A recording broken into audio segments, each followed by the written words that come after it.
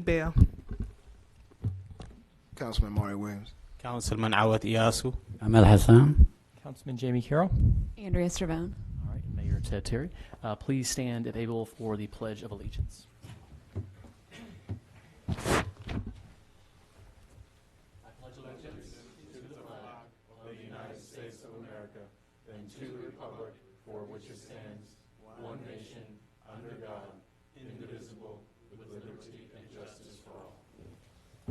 Thank you very much. All right, just two items for the administrative section. That's approving the minutes from the last council meeting and special call meeting November 7th and special call November 26th. I'll take a motion on that item.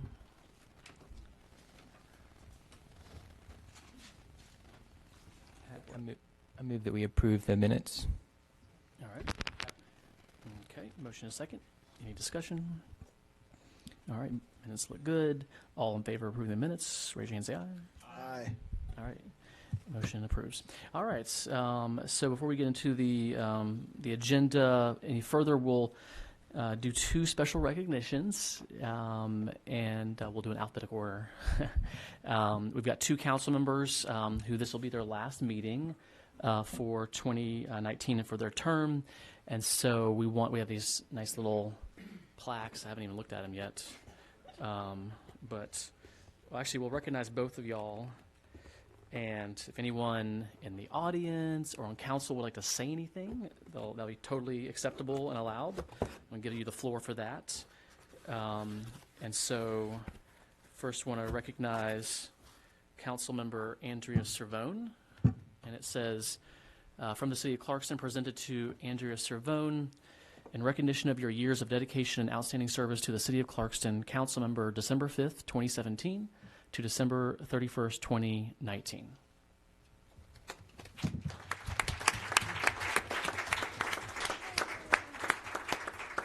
right, I think Mr. Williams might say the same thing. I'll read it anyways. Different dates, that's true, that's true. All right, from the City of Clarkston, presented to Mario Williams in recognition of your years of dedication and outstanding service to the City of Clarkston, Councilmember January 1st, 2016 to December 31st, 2019.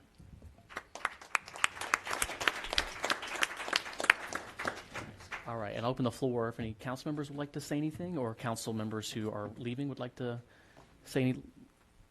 I'll recognize you first. It's been an honor. It's been an honor. All right. Cool. I'd like to say that I really appreciate the City of Clarkston. It has been an honor to serve, and I'm glad I was elected. From chief and all the staff members and city managers, current city manager, Ms. Tracy, everybody that I've worked with on council who I just really enjoyed working with everyone and trying to get stuff passed. Dean Moore's here, Warren, new people coming in. I really appreciate it, and I really cherish the time that I spent up here. Thanks. All right, thank you all very much. All right, any remarks from the council members?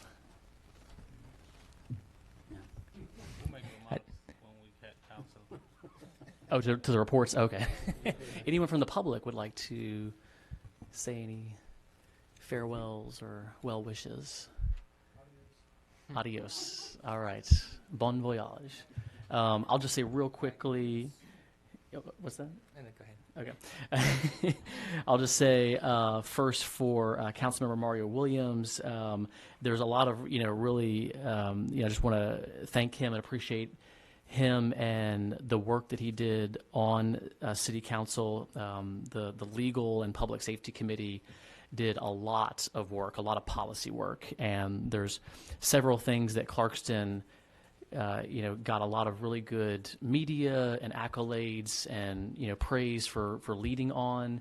One in particular that comes to mind is the Clarkston being the first city in Georgia to decriminalize simple marijuana possession, which now 13 other cities have followed our model ordinance. And it was the legal research from Mario and his committee that made that possible. And I'm really proud of that because when you're the first, it's always kind of it's a little worrisome. We had the governor, the attorney general at one point saying they were going to send highway patrol to arrest people on marijuana possession, and that what we were doing was against state law. But we had the backing of Mr. Williams' legal mind, and Mr. Quinn, and the council members, and Councilmember Moore was there too, all standing firm and steadfast to what was an effort to reduce mass incarceration, and then that led to other cities, a lot of really big cities, Atlanta, South Fulton, Chamblee, Augusta, Savannah, Macon, Statesboro, even the small town of Ludowici, Georgia, have all adopted that model ordinance. So it set off something in a motion around the state, to the point now where the state legislature is slowly, legalizing, low THC and cannabinoid oil, and now hemp. And I think we'll have in the near future, we'll have true criminal justice reform on that marijuana issue. So one thing I want to call out, so thank you, Councilmember Williams, for all the hard work that you've done over the last 4 years. And then also thank you to Councilmember Andrea Cervone, also the other workhorse on the council. I mean, everyone here is a workhorse, but, both, y'all two together, Councilman Williams and Cervone, did a lot of really great policy work in the last 2 years on their committees. So really, really appreciate that. And you'll definitely be missed, but you still live in Clarkston, so I'm sure we'll see you here at council meetings and the other celebrations. Awesome. So let's just go gather down front and get a little photo op for the social media, Terry.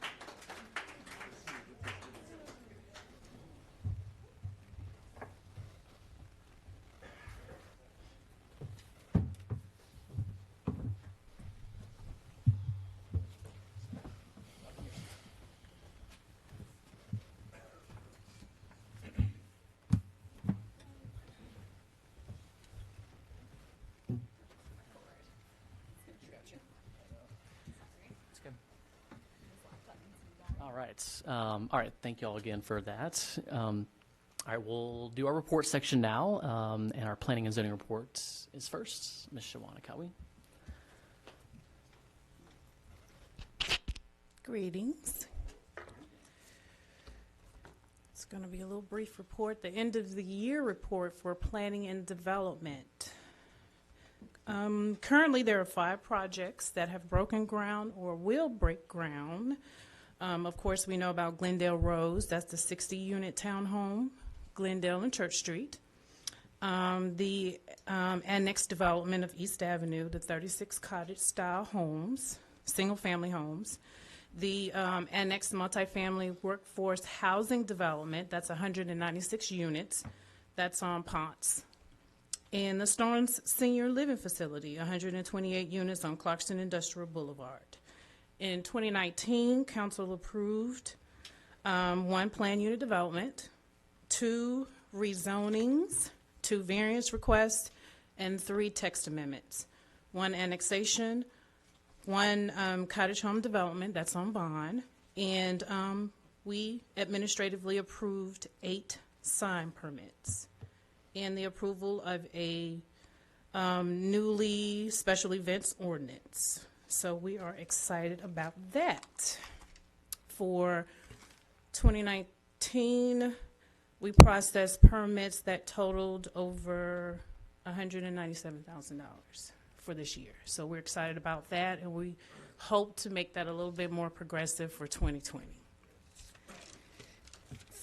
There is one more meeting this year for planning and zoning. That's on December the 17th, and those cases are a text amendment to allow apartment units to be used for nonprofits for child care tutoring in the NR3, NRCD, RC, NC1 and 2, in the town centers, in the TC zoning districts.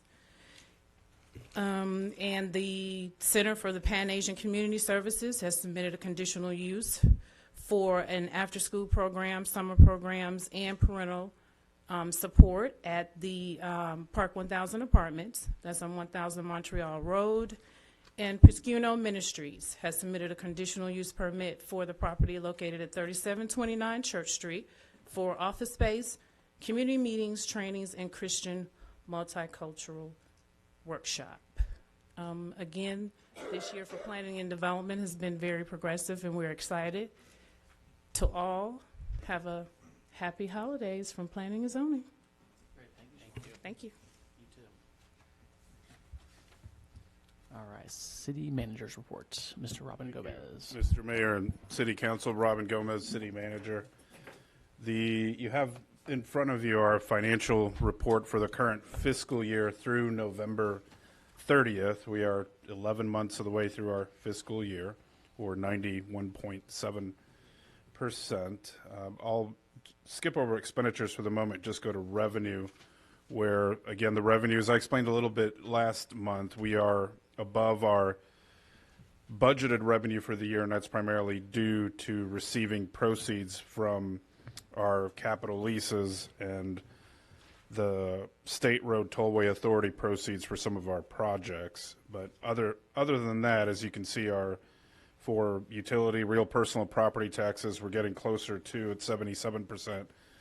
On page 13 of the report, the pages are numbered, although page 2, the second page in the packet, is listed as page 1, and then they go in that order numerically from 1 to page 16. But page 13 breaks down the revenue detail by line, and I wanted to point out that our budgeted for our property tax, or real property, we budgeted $3,096,258. We've received just under $2.5 million, or nearly 80%. We have hopefully a couple more rounds of that revenue as the second half of property taxes for those who chose to pay in the 2 installments were due November 30th. So we should be getting close to that revenue approaching our year end. Just a couple of quick ones that I'd mentioned before. As Ms. Cowie stated, our building permit revenue toward the bottom of the page significantly exceeded our budget due to the developments that she mentioned. We will have an update as to the valuation of all of those projects, which is, Shawana, over $50 million. I'm well over $50 million. Just off the top of my head, I think the Southern Baptist North American Mission Board is about $5 million. The Glenroe townhomes are nearly $20 million, and the other projects are likely at a minimum of $30 million. We've received that information. We just need to compile. There's an awful lot more that Georgia requires than seems in the other states that I've worked in other words, to determine the permit fees. But as she stated, that revenue amount is significantly up because of the developments and the projects, and we're hopeful that continues well into next year. Of course, it also includes residential improvements to properties, so as folks either add to their home, or they renovate their home, or they do mechanical and other type of work, then that would require them to come in and get a building permit, then there's a fee related to that. So you want that to be stable from year to year, which means folks are reinvesting in their house, and as well as the near 27 or so apartment buildings that we have, a lot of the building permits also come from those renovations to those structures. A few of the other revenues I mentioned last month, our insurance premium came in about $50,000 more than what we had budgeted.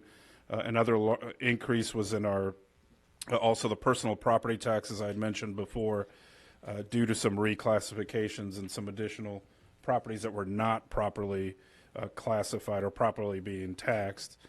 We are also receiving additional in the work permit ID card, about $16,000 more, and we are hopeful that we will receive the electric franchise fees, which is one of our other large revenue categories.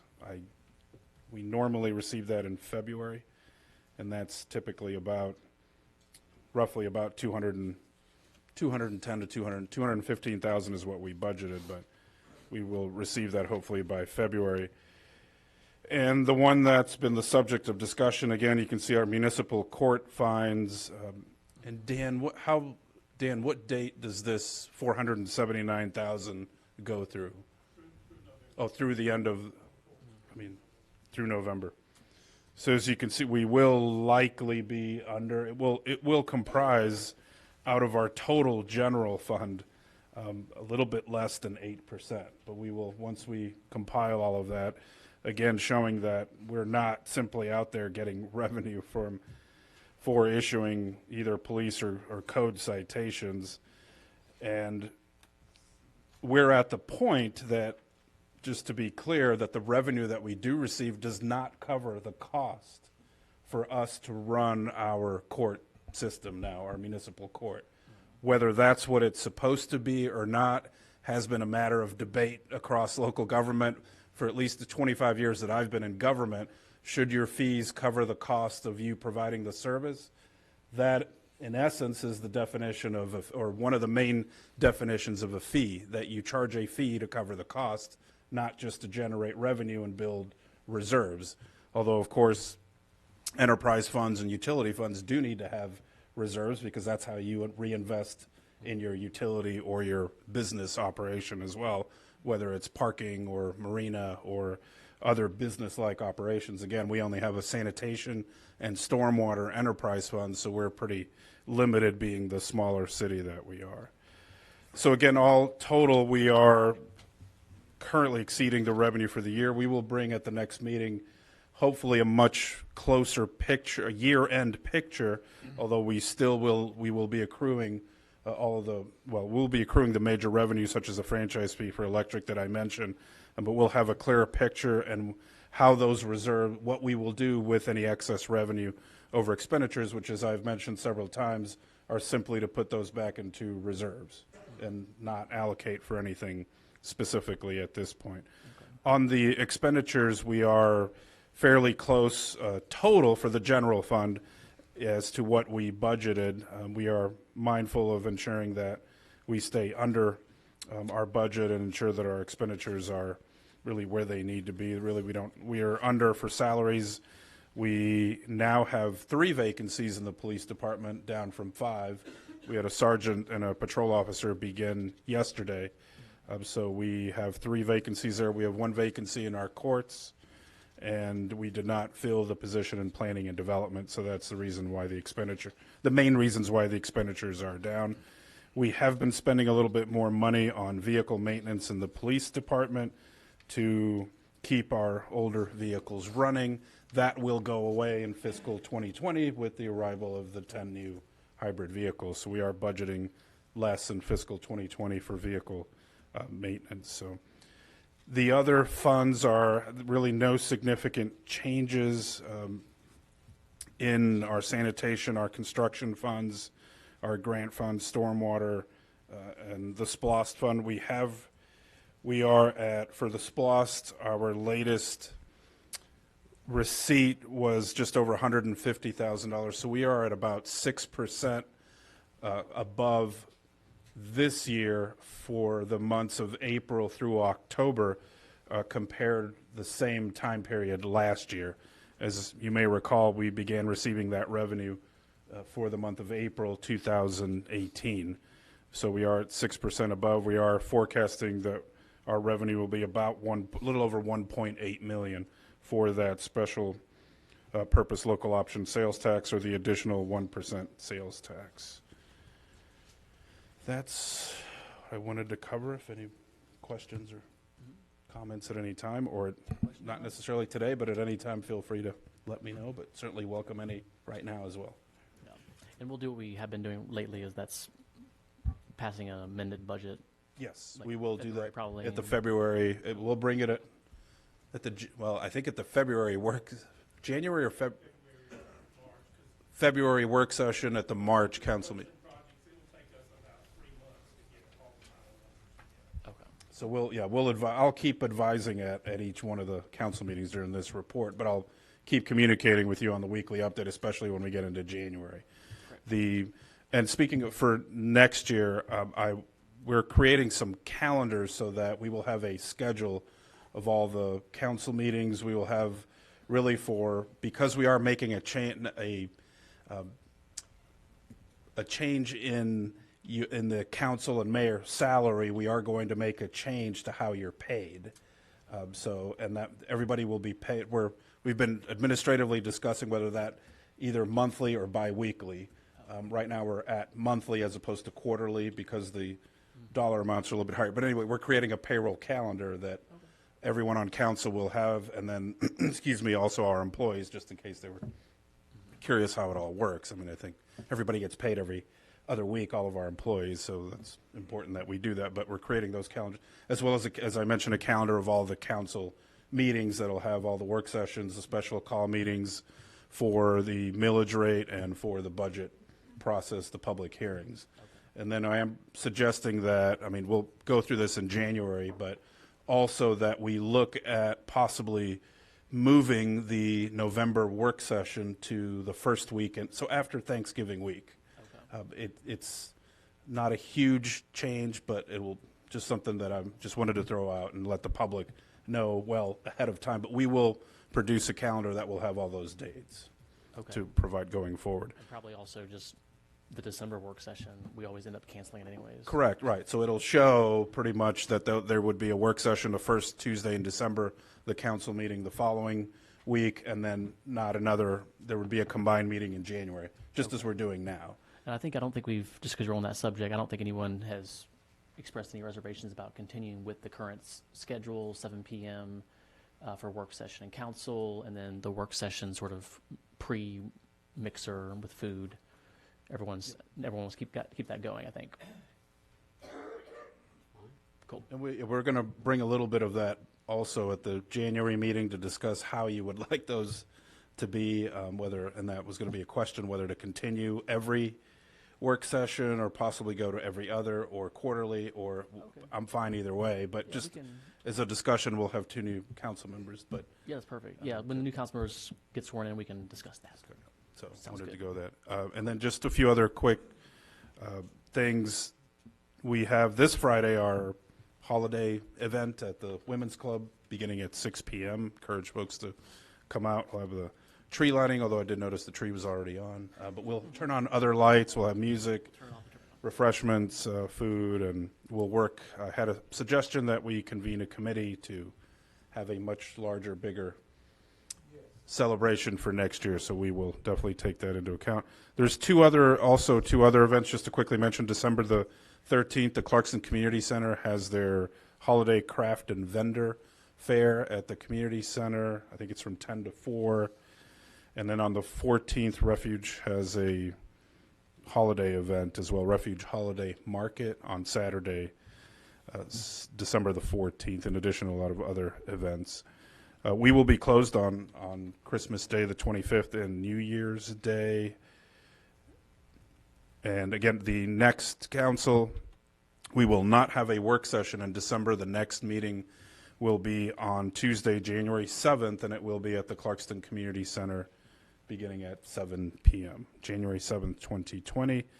Which brings me to the last part is we are approaching 2020, which is the census year. Everybody keep in mind, April the first, not because it's April Fool's Day, but because it's the U.S. Census Day. So keep that momentum going. Encourage everybody to fill out the census. And finally, happy holidays to everyone. Merry Christmas. And thank you to the council, and thank you to Councilman Williams, Councilwoman Cervone. You can't be sad to see council members leave. You're excited that you're still going to be in the area, hopefully, and I want to thank you for the support and the encouragement, and actually, most importantly, for being 2 of the 7 that hired me. So I'm not gonna, for full disclosure, so extremely thankful and happy that occurred. And we wish you the very best, obviously. Great. Thank you, Mr. Gomez. All right, City I Attorney. had one question, sorry. Do we still have, is the timing for opening Market Street and Friendship Forest? Is that still the end of this week, or has that been pushed back?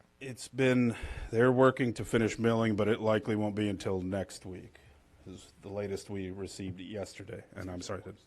And Friendship Forest is about 96% complete. That's what I was told earlier today, and when I went there yesterday, the last thing they need to do is really finish. They were working on finalizing the electric, and then they need to pave the road all the way down.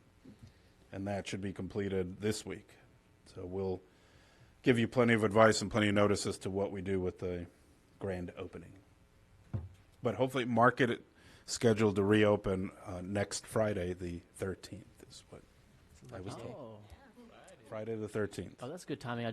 There's a movie scout that wants to do a small town movie, and I said, well, I don't know if our downtown's going to be done, but maybe it'll be done. Latest that we were told. Bring the movie fees over. It's the guy from Arrow, the actor in Arrow. He's in the movie. He wants to come visit Clarkston. All right, City Attorney's report. Mr. Quinn. Nothing to report, Mr. Mayor. Nothing to report other than we have lots of lawsuits and things going on. But we all know about that. Yeah, nothing to report there. All right, council remarks. Who wants to go first? You want to go first? Okay, down here. Yeah, go ahead. We're going to do this, reverse this order. Nothing major to report other than we had a follow-up grant meeting with Foodwell Alliance this morning. I think as most of the people here know, we were one of 7 cities selected as a finalist for their pilot urban agriculture program. We did not make it. The city of East Point did. That was announced months ago. But what they have committed to do with the other finalists who were not selected is to continue kind of the urban agriculture initiatives that each city had their proposal submitted with. Our proposal actually was the urban grower program that we are now doing with Roots Down. That was exactly the framing that we applied with. And so they have agreed to come forward with some grant money to support that program. And so we learned today that we're going to be receiving that. So I just want to thank council members Williams and Cervone. I think you just heard from Andrea some of the grants that she's been able to get for the city of Clarkston. I think she's done a lot of good work in that area, especially in the urban agriculture, kind of paving the way for hopefully an urban agriculture ordinance that will pass sometime next year. So I really appreciate all the great work that she's done, and she's really been a help, I think, to the city and to the different citizens of the city. So I really appreciate her 2 years in the council. And Mario, I also appreciate the good work he's done. We talked about the marijuana Decriminalization Act. There's also a lot of work they did on the alcohol ordinance and also on the smoking ordinance, and there's a lot of other ordinances that I know that Mario has done a lot of good legal work on, and I know that he's going to continue, and Andrea will continue to be assets to the city and continue to help the council, even though they may no longer be members. So I just want to really appreciate both of their work, and I count them both personally as friends. I'm very blessed to work with them the last couple of years. I have nothing to report, but I want to thank you for Mario Williams and Andrea's phone, and would like to ask, to stay on board. I mean, both of you live in Clarkston, so we're going to need your support and your... Thank you. I also definitely want to start by thanking both Councilmember Williams and Councilmember Cervone for all the work that they've been doing, and I definitely look forward to work with them at different capacity, and definitely looking forward for the next year. And I want to thank the City of Clarkston residents for all the, for making their voices heard in the last election, and I'll be really honored. I'll be honored to continue serving you as a council member for the next 4 more years, and looking forward to work with the other new council members and the existing members right now. Thank you so much. I've already said how much I appreciate my service to the city, and other than that, I'll just pass it to him. Thanks, Mario. So I'll be a little bit longer-winded than I am usually, because I'm actually saddened to see both of y'all leave from up here beside me. Mario, I'm saddened that you won't be able to borrow my pen anymore. No, I'm just joking. Every meeting. But I know I will see you downtown or somewhere around town. And so it's been a pleasure to work with you and kind of get a better clarity and some understanding about things. Andrew, of course, we've been in this since the beginning. So I'm super sad to see you, but I know where you live. And I know that you'll still be coming to meetings and probably part of some committees. So I just want to say thank you for all the things that you've done and will continue to do. My report that I went to the annual family literacy day at Indian Creek. Thank you, Ms. Gomez. At Indian Creek on November 9th, and I got to read to kids, which is something that I truly enjoy. As well as I was able to help them rake up some leaves, so I enjoyed all of that. And then on December 10th at the Clarkston's Women's Club, we're going to have a discussion about reproductive justice in the city of Clarkston and what that looks like at 6 o'clock. So I hope to see if you're available. I would love to see you there. And that's all I have to report, Mayor. Thank you, Mayor. I just want to add one more thing. On the 29th, last Sunday, I attended this event called My Community and I Excellence Award for 2019, and the City of Clarkston received an recognition and an award.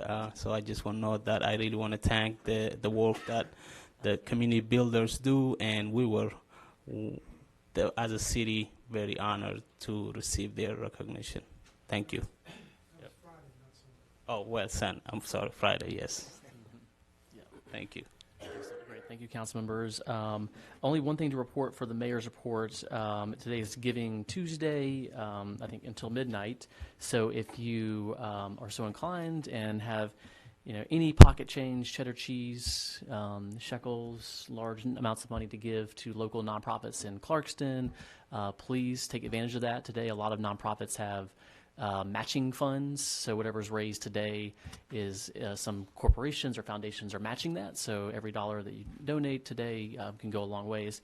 I was fortunate and maybe a little bit unfortunate to participate in the International Community Schools contest to raise $5,000. They got a match from Mercedes-Benz to match whatever they raised today, and so the goal for them to raise was $5,000.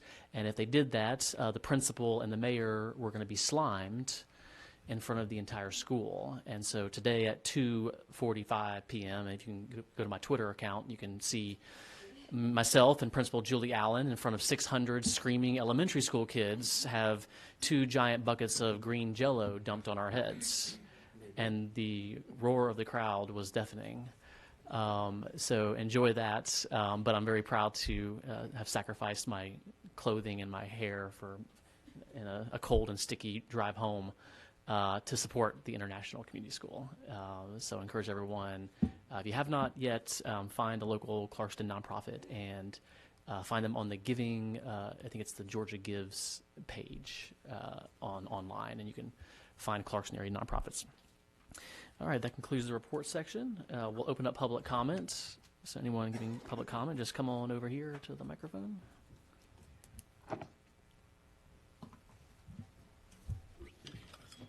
Oh, got 3 minutes right there. Chris Busing, 20-year resident of Clarkston this month. I don't like when I get angry and start using curse words at city council meetings, public comments. It just gets me depressed. So right now I read from a script for my 3 minutes, which I am confident will curb any emotional outbursts on my part. Perhaps I will make a habit of this. This matter of proper decorum at citizens' comments needs to be discussed and details of policy need to be worked out. When does a citizen take an emotional outburst so far that he or she needs to be arrested? Robin Gomez says that it is common sense how one should act in public or at citizens' comments. And he is correct. As adults, we know what good behavior in public is. But police procedure for arresting someone for disorderly conduct does not go by common sense alone. There must be somewhere a detailed procedure for how someone gets arrested for disorderly conduct. This is no trivial matter, even in the light of all of the great possibilities for our city to grow that we are looking forward to with the new council. We already have one citizen, Tracy Bishop, who was up on several misdemeanor charges after his outburst here at the microphone. And I know that there is a tendency, after watching Tracy's antics over the years, to say that he deserves it. But Tracy has an attorney, one Catherine Bernard, who is presently defending him in the Clarkston court for possible botched arrest procedures. And I know that this lady does not take cases unless she intends to win them. How often do we want to see the Clarkston City Court tied up in battles that drain our resources, both monetary and spiritual? And now we have a major newspaper writing articles about the alleged injustices inflicted on people by the Clarkston court. If this stuff keeps up, some smart attorney like Catherine could set up shop for a lawsuit mill right across the street from City Hall. There have already been one or more such cases that the city has lost. My advice to the city is, for that $500,000 yearly municipal court budget, you get your procedures right, get your courtroom procedures squeaky clean.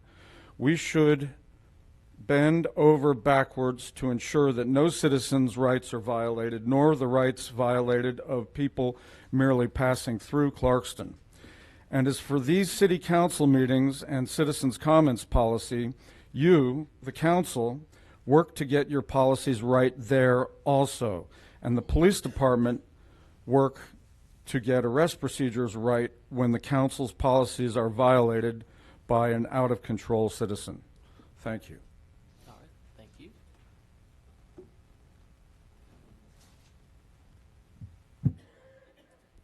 Warren Hadlock, West Smith Street. I had a couple of things. One, see that the DDA is on the agenda tonight, and I'm not sure exactly what the purpose is. If you're going to name people to it tonight, I think that's maybe a premature move on your part if you were considering taking that up tonight. I understood that only 2 people other than city council members were entertaining being a part of that, 2 or 3 people. So I would say back off for a little while. You've got a new council coming up, and they're the ones who are going to be working with them going forward. Some of them are you, but you need to be courteous of those of you who are going to be up there still after January. Need to be courteous to those who are coming on to work with you, and hopefully not cram the DDA with people who either don't really want to be on it or were found and sort of appointed, whatever. Just maybe back off and give the new council a good start with each other, working with each other as a group of 6 instead of a divided council of 3 on one side, 3 on the other, and the mayor. And another thing I noticed on the agenda is the resolution for it's the item H7 for the City of Clarkston to commit it to the protects natural environment through regulation of environmentally acceptable packaging and products. And it's a great idea. We started it at the first Environment and Transportation Standing Committee meeting, and apparently somebody got wind of that and stuck it on the agenda. But unfortunately, there's been no coordinating with the Citizens Advisory Committee on that. So I guess the mayor's put this on. I see his name on it, information, contact Mayor Terry. I would say if you're going to have standing advisory committees, citizen advisory committees, that you treat them respectfully and let them sort of drive this a little bit, and then everybody can enjoy it together. We talk about a carrot and stick approach with regard to whatever legislation we're going to push or ask to be pushed by you guys. I think you're sort of totally ignoring in this community involvement and business participation, and simply showing you're directing the city attorney to develop a comprehensive ordinance within a year. So it doesn't say anything about the kind of workings that lead to participation or support from the community, the business community and the citizens, and that's what's really important here. You miss out on that when you ignore your standing committees. Thank you.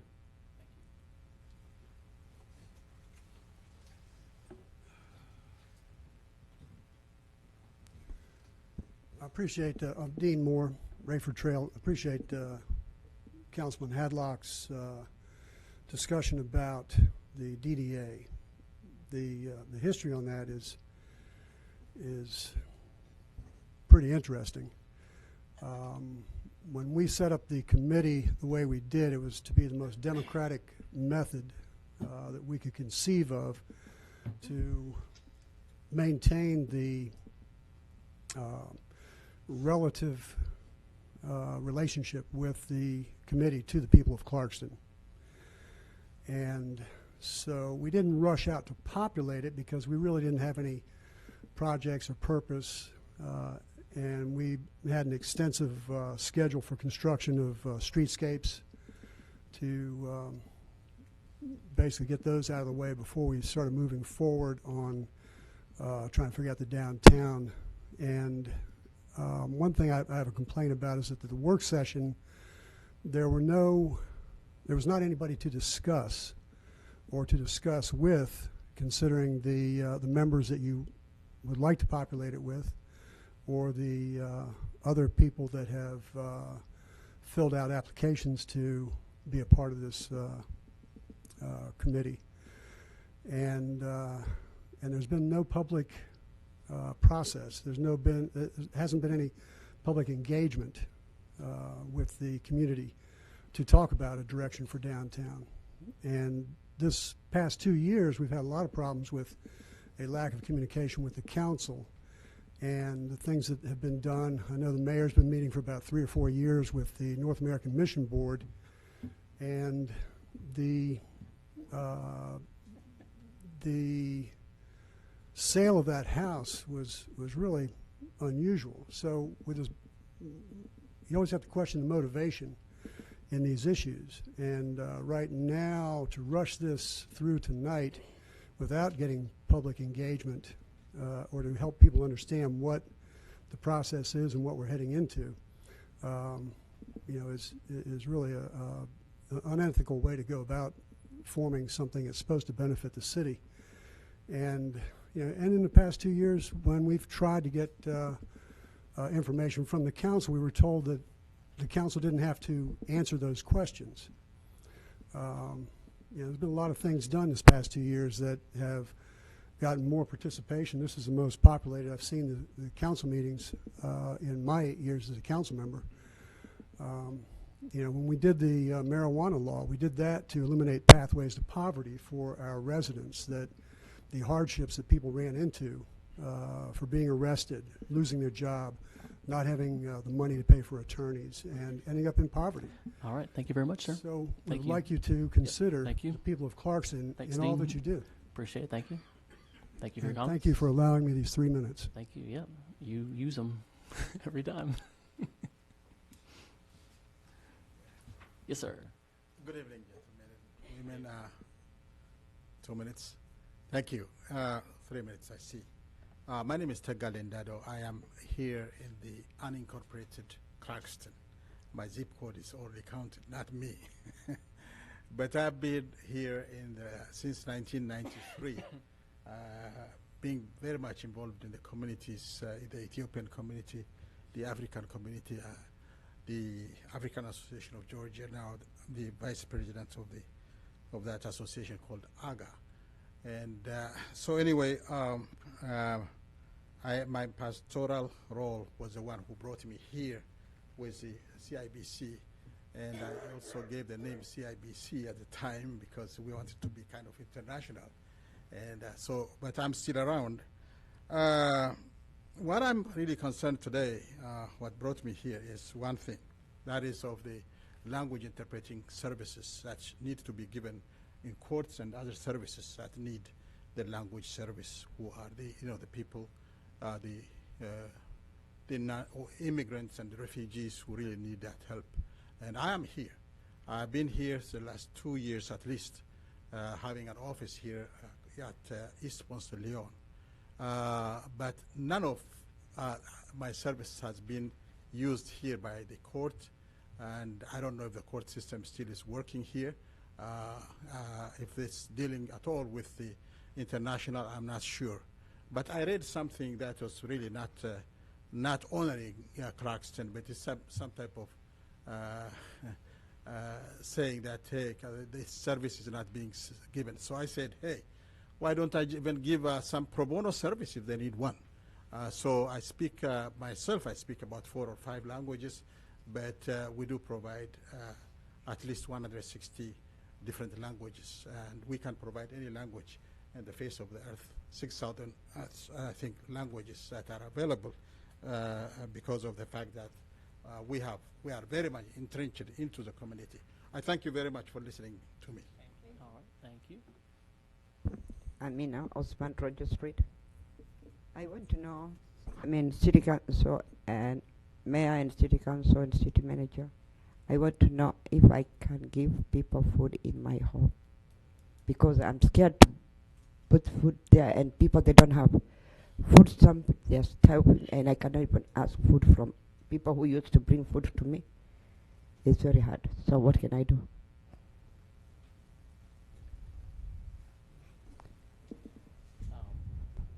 You're asking if you can have food delivered to your home? Yeah, and give the other people food, yes. Yeah, Because there is some people who does not have food, food stamp, and I can bring them here. So I want to know, because I don't want afterwards me to be arrested like I'm doing something wrong. Yeah, Because I'm still not a law scared what against I was that. being told. No, I don't think there's a law against that. I think you'd be fine. No, it's not food pantry. When people say they don't have food, and I ask the other organization to bring so I can deliver to them. Is it a dry food or cooked food? Cooked food I can't give nobody. How can I give cooked food? Yeah, I think that's fine. But if it pours out into the street, then we're gonna have to talk. What do you say? You have so much food donated that's pouring out into the street, then we might have a problem. But No. I think it's okay for you to take donations of food and to distribute them to neighbors. That seems totally fine. Yes. Okay. Yes, that was the issue that we had discussed before. We were trying to make sure that there was not an increased amount of traffic or people at the location, or if you're trying to establish a home-based business, then we can work with, within those parameters. But we just needed to sit down and have that discussion. I didn't hear you very well, please. We said that the main issue when you came into the office before was the amount of people that you would have at your location and the traffic, the increased traffic in that neighborhood or that area, and the hours of operation. But we did discuss that it could possibly be a home-based business if we sat down and discussed those parameters. But we didn't have an issue with you actually giving food to those that are in. It was issue because what I heard, you say you told me that day you will be investigating if I'm doing that thing, and I was scared about that. When we was me and you, no, this is the way I want. I want to be clear, and I want to stay in peace, like the way. Okay. I used to stay peace. So we'll talk with the administration, and as far as we know, there's not a major traffic issue. I think the purpose of the concern, maybe if you wanted to set up a formalized come by between 8 and 5 to get food from Mama Amina, that might require additional planning. But if you're just taking donations of food and you're delivering it to neighbors, I don't, as long as it's not, hundreds of we did people. not have that issue. It was yeah. just, maybe. I used to do this, deliver food to the people for 11 years in America. Okay. All right. Well, we'll make sure we figure that out before the end of the year for you. But thank you for collecting food. I really appreciate it. Tracy Bishop, 1050 Nielsen Drive, Clarkston, Georgia. Longtime resident of this town. And so we all know I don't want to stick around and listen to y'all talk about the budget. This is obviously not too candid about where our money is, where it comes from, where it's going, but that's fine. I'm used to that from this particular administration and this version of the council. So first off, I guess we were saying goodbye to our retirees. Good riddance. Especially a certain one here who 4 years ago knew exactly what was going on in this town related to the mayor, the fake CBA meetings, Chris Busey being falsely accused by our previous city manager, and 4 years of the councils covering it up and not talking about it, the city not taking any responsibility for its actions. And when we talk about a big budget and how y'all are going to spend it benevolently, giving it here and there, I guess $5,000 to the mayor's artistic friends. We'll be talking about $100,000 we're giving away for a variety of people's special pet projects, which is all cool. But, everybody here took an oath of office that swore to uphold the U.S. Constitution and then the Constitution of the state of Georgia. And this council has sought to usurp the law at every opportunity. And it goes back to a previous council. I'm looking at one of the councilmen here, right next to me to my left, Councilman Moore. He voted to put that stuff behind closed doors too. So this isn't one, possibly you too, Mr. Hadlock, I don't know. I'm looking up here because that's the rules of decorum that have been issued for people to speak at a public meeting anymore. I find decorum to be problematic. 1 minute, that's about all I need. Really, y'all took a raise, you should give it back. Y'all have destroyed this town from 40 Oaks to 285. From my backyard to past Milam Park where you're going to put that tiny house thing, which is just going to destroy Snapfinger Creek. We all know what's going on down there. If you don't know, you should know. But that would entail y'all looking into where the sewage is, frog, all the issues behind the infrastructure problems we have with our waterways here. But, that would be for a responsible council that's not into making shady real estate deals. I'm so glad we have gotten rid of this council. And I think the first thing that should happen when we get our new council would be initiating an investigation into all these events, and especially Thank you, sir. The mayor. Okay. All right. Thank you. Thank you. All right.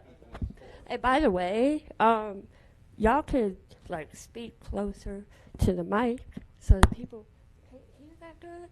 Can hear you. Right. Nope, not like that though. Okay.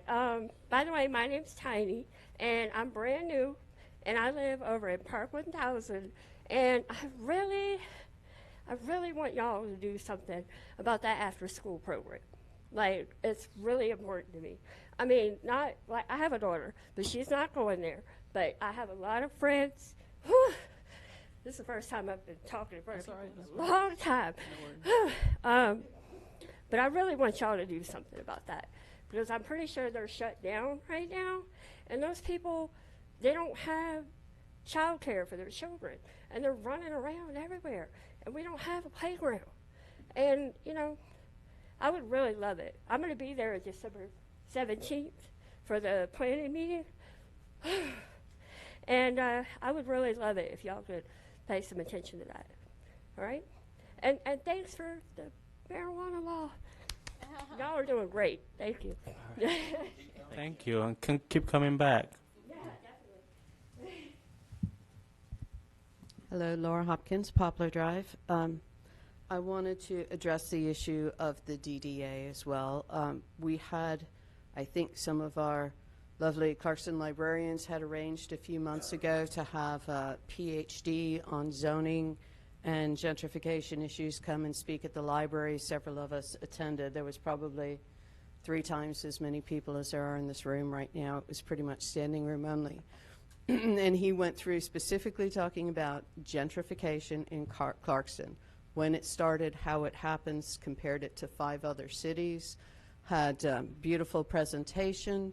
And at the end, I think the question was asked him, what is the one takeaway that you would say to preserve our small town feel and keep Clarkston in the hands of the people of Clarkston? And he said, do not cede your democratic institutions. Make sure that you keep them close and in the hands of the people of Clarkston.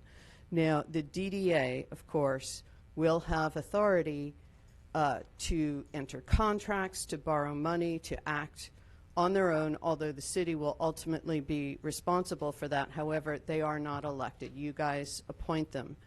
They will have a lot of authority. They can make dramatic changes. If they are not people that you would give your house keys to for the weekend and let them take your house or leave your kids with, I say wait, because it's just too dangerous.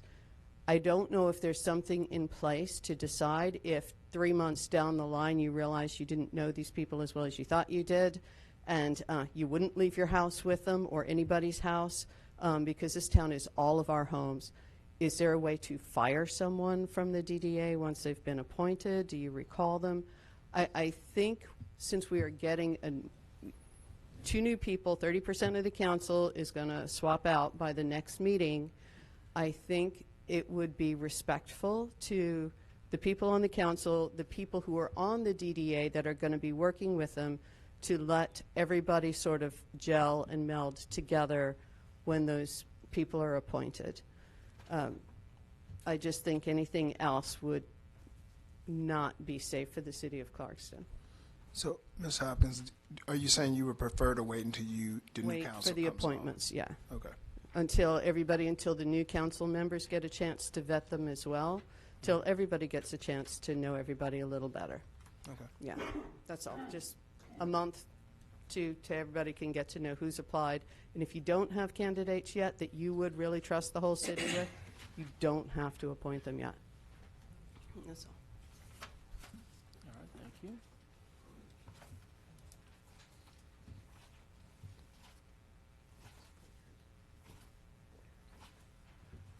All right, any other public comment? Very good. All right, we will close public comments. We just have 1 or 2 items on the consent agenda that we discussed at the work session. So I think everyone's good on those 2 items. No more discussion needed on that. And so I'll open the floor for a motion to on the consent agenda approval. Have a motion. Okay. I move that we approve GDOT Local Maintenance Improvement Grant 2020 application in the amount of $103,740,000.53, and 2018 and 2019 grant awards totaling $172,753.20 roll over to 2020. Plus, F2, adopt a resolution to declare property surplus for the city of Clarkston. All right, got a motion? Second. Okay, any discussion? All right, all in favor of approving that motion, raise your hand, say aye. Aye. All right, motion carries 6-0. All right, so before we, okay, so we have our new business agenda, and I just wanted to verify for everyone, we did have the Public Art Committee send us their recommended projects for 2019, a little late, but we did get them before the council meeting. They're not on the agenda, and so either we can amend the agenda tonight to approve those, or the council could decide to just increase the Public Art Committee line item a little bit more for 2020, and then we can take those up in 2020 to approve them. So any thoughts on that one? Well, I mean, I would just say that we increased the pot as a whole, so I don't think we have to increase their line item specifically. I think if they have projects, they can bring it forward, and we can fund from that total pot of 50,000 we created, because that 50,000 is for all of the committees and task forces, not so we didn't do the line items anymore. Right, that's right. But I did have a question. I don't know if this would be for the city attorney or the city manager, but I don't know. Just like a process question. We received kind of like a recommended list of projects, but there would still be a component. Yeah, those weren't projects. I think they were ideas and so concepts that's my question is of suggested artists and some of the work that they've done, but they did not have a location. They didn't have a specific design. Right. It was more of a concept and idea, and here's 2 artists that we have interacted with, and this is who we suggest we go forward with. Yeah, and so my question then or / comment would be, wouldn't we need a bit more? Like we would need to actually we need some more details, some more information. Before we can approve funds. Yes. Right. Okay. All right. So there's nothing really to add to the agenda tonight. Okay. All right. So moving on. All right. So now we're gonna have our public hearing on the 2020 budget. Is the last hearing. So we'll have a presentation by the city manager, Robin Gomez, and then we'll take public comment on the budget, and then the council will take up the adoption of that budget. And I'll scoot over here to the left. Thank you, Mayor. Sorry about the blinding, but we'll move quickly. So this is our second and final public hearing on the budget. We are required to have 2. Again, the second one this evening, December the 3rd. Our 2020 all funds budget, $13,164,759, and it's broken up by the following funds. Our general fund at $6,758,858, which makes up 51% of the total citywide budget. And you can see our federal seizures, grants, host, our stormwater and sanitation, and the next largest are SPLOST, or the special purpose local option sales tax, at 37% of the total city budget, every dollar that we're going to spend, again, of $13,164,759, a 13% decrease over our fiscal 19 budget. This is our general fund revenue. Again, we're proposing $6,758,858, an increase of 6% over the current adopted budget, but we will come back with an amended budget based on all the construction and the projects that we have. You can see with the increase from 2018. This is just a general fund revenue history, as we shared at the last 2 presentations. And again, we're seeing this includes for fiscal 19 the amended budget, and so that's why there's a decrease for the proposed fiscal 2020 general fund budget, revenue budget. This is some detail on the general revenue fund. 55% comes from property taxes, 32% from other taxes and fees. Permits make up, again, I mentioned we're forecasted to receive about $190,000 in permit revenue this year, but we're going to go back to the budgeted for next year, since we are not completely certain of which projects will proceed next year versus in future years. Again, our fines and forfeitures will represent about 8% of our budget, and our debt 3.3%. The detail of our general fund expenditures by department and or category, administration, our police budget over $2 million is our largest at 31% of the budget, followed by administration, which is my office, clerk, finance departments. And you can see public works is the next largest, which encompasses building and grounds at 2%, the public works line at 13.2%, and parks at 1.7%. Again, the total general fund, as I mentioned, was a 6% increase over the current year budget. This is our 10-year gross digest history. You can see the decrease through 2013, but then an increase. Since then, we've grown by over 220% from 2013 to 2019. This is our property tax millage rate, the history. And again, for next year, we're proposing the same millage rate of 15.89. These are the millage rates of other DeKalb cities. Again, we're not the lowest and we're not the highest. Did want to point out Tucker is not included in here. Tucker did enact a 1.0, or I believe just under 1 mil for the first time. They became a city a few years ago, and they finally did enact a property tax rate.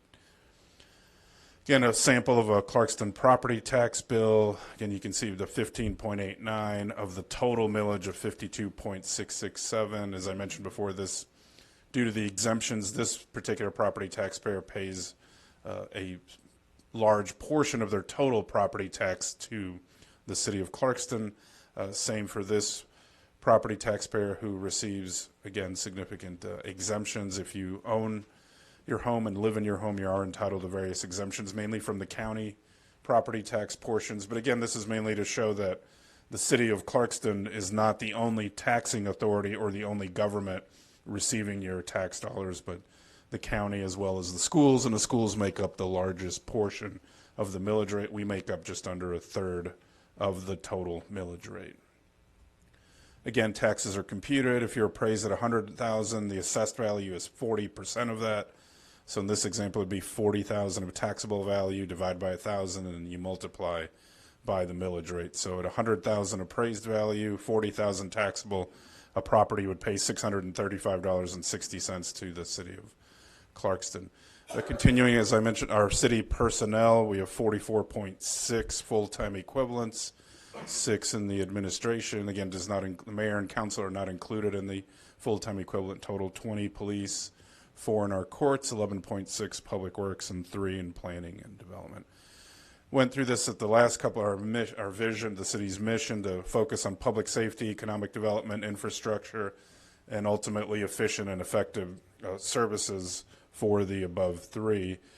In our administration, again, the mayor and the council comprise the legislative authority. The manager is the executive authority responsible for the daily city operations, also serves as the personnel and projects manager. We have a mayor, 6 council members, again, not included in the FTE count. You can see there the total budget for the mayor and the council is about $185,800, and as we mentioned, there is a salary increase beginning next year for all 7 of them. In the administration, the manager, the clerk, and the finance department, there are 6 full-time employees, and all will receive a 3% salary increase except the manager. I'm bound by a contractual agreement. That does not include that 3% increase. Just showing again the total expenditures for next year, $1.168 million. The majority of that again is in personnel costs, which include salaries and all the benefits, medical benefits, contributions to retirements. We have purchases and contractual obligations and supplies.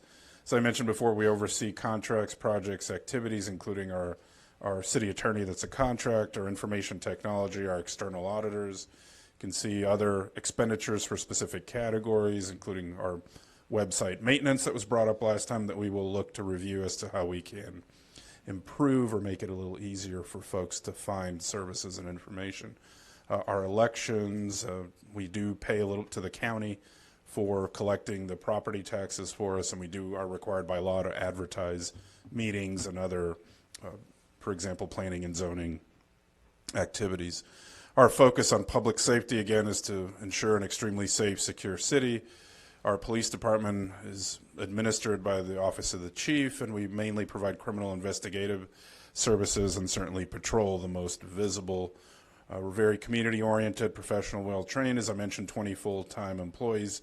We are now down to three open positions, so we're hoping to fill those as soon as we can in the early part of 2020. Recently promoted an assistant chief, and as I mentioned before, our indicator that we're 1.54 sworn positions for every 1,000 residents, which is a little bit low, but still within an adequate range to provide safe, secure policing services. Again, the budget of just under 2.1 million, representing 31%. All employees will be receiving a 3% increase. We mentioned earlier the 10 new hybrid vehicles, and as always, we're looking for enhanced service levels, increase a little bit more of the parking and walking and communicating, interacting with residents and businesses. In the planning and economic development, again, continue promoting Clarkston, encouraging development, redevelopment, telling the story, retaining, enhancing our existing businesses. We are very much in tune with bringing additional development, but at the same time, we have to continue to support and ensure that our existing businesses continue to thrive and succeed. We have a strong focus, obviously, in our city center and really throughout the entire city. And the zoning code professional review based on comments made, we're budgeting this at $100,000. Again, hoping to find a firm and received lots of responses when we issue the RFP. And again, a little bit on annexation that we'll look to add in the next fiscal year, and we have included that in the budget. This department, planning and development, also includes code compliance, or our code enforcement, our community standards, and ultimately to promote the city's beautification. The budget of $478,764 again includes the 3% salary increase. There are 3 full-time equivalents. And also they oversee various contracts, conduct site plan reviews and inspections. We do contract some of that out, and are responsible for the planning and zoning board and their activity. Moving to our public works, again, they're very visible out throughout the whole city, ongoing enhanced maintenance and right-of-way litter control, comprehensive lawn, weed, tree management, street repairs, street sweeping, overseeing Milan Park, Friendship Forest, 40 Oaks, preserve and additional maintenance. Our alternative landscaping, they've worked very closely with the urban agricultural consulting for that area, and they oversee the maintenance at our 6 city facilities and then provide a lot of the support for our special events. Their total budget just under $1.15 million with 11.6 FTEs. Also will be receiving a 3% salary. These are the capital expenditures, again, to acquire cameras at Milan, the pool building, also at Friendship Forest, and the trucks that are listed up here that we will be lease purchasing. And it was discussed last time, we have budgeted $54,000 for improvements at 40 Oaks that we are looking to finance over a few years. So this number will likely be higher than that if we make a decision in 2020 that we're going to, again, just thinking out loud, if we were to spend $150,000 to renovate the existing structure, or to conversely to demolish and decide to build a brand new facility that may cost a couple $100,000, and we would look to finance that over likely a 5-year period rather than pay all of it outright. But we're including money in the 2020 budget for those improvements, whatever council so chooses how to proceed. In our stormwater, again, seasonal work, inspecting, maintaining our utility, we have 2 full-time equivalents that are allocated to the stormwater fund, and we have to comply with federal laws regarding our stormwater maintenance.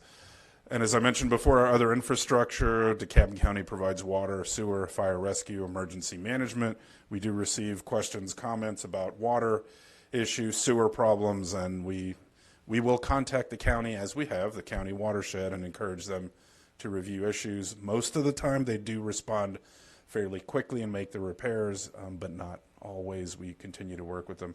Our community action projects, we did include the changes mentioned, so we increased our recreation programs to $25,000, special events to $20,000, and again, it now represents essentially 3% of the general fund budget.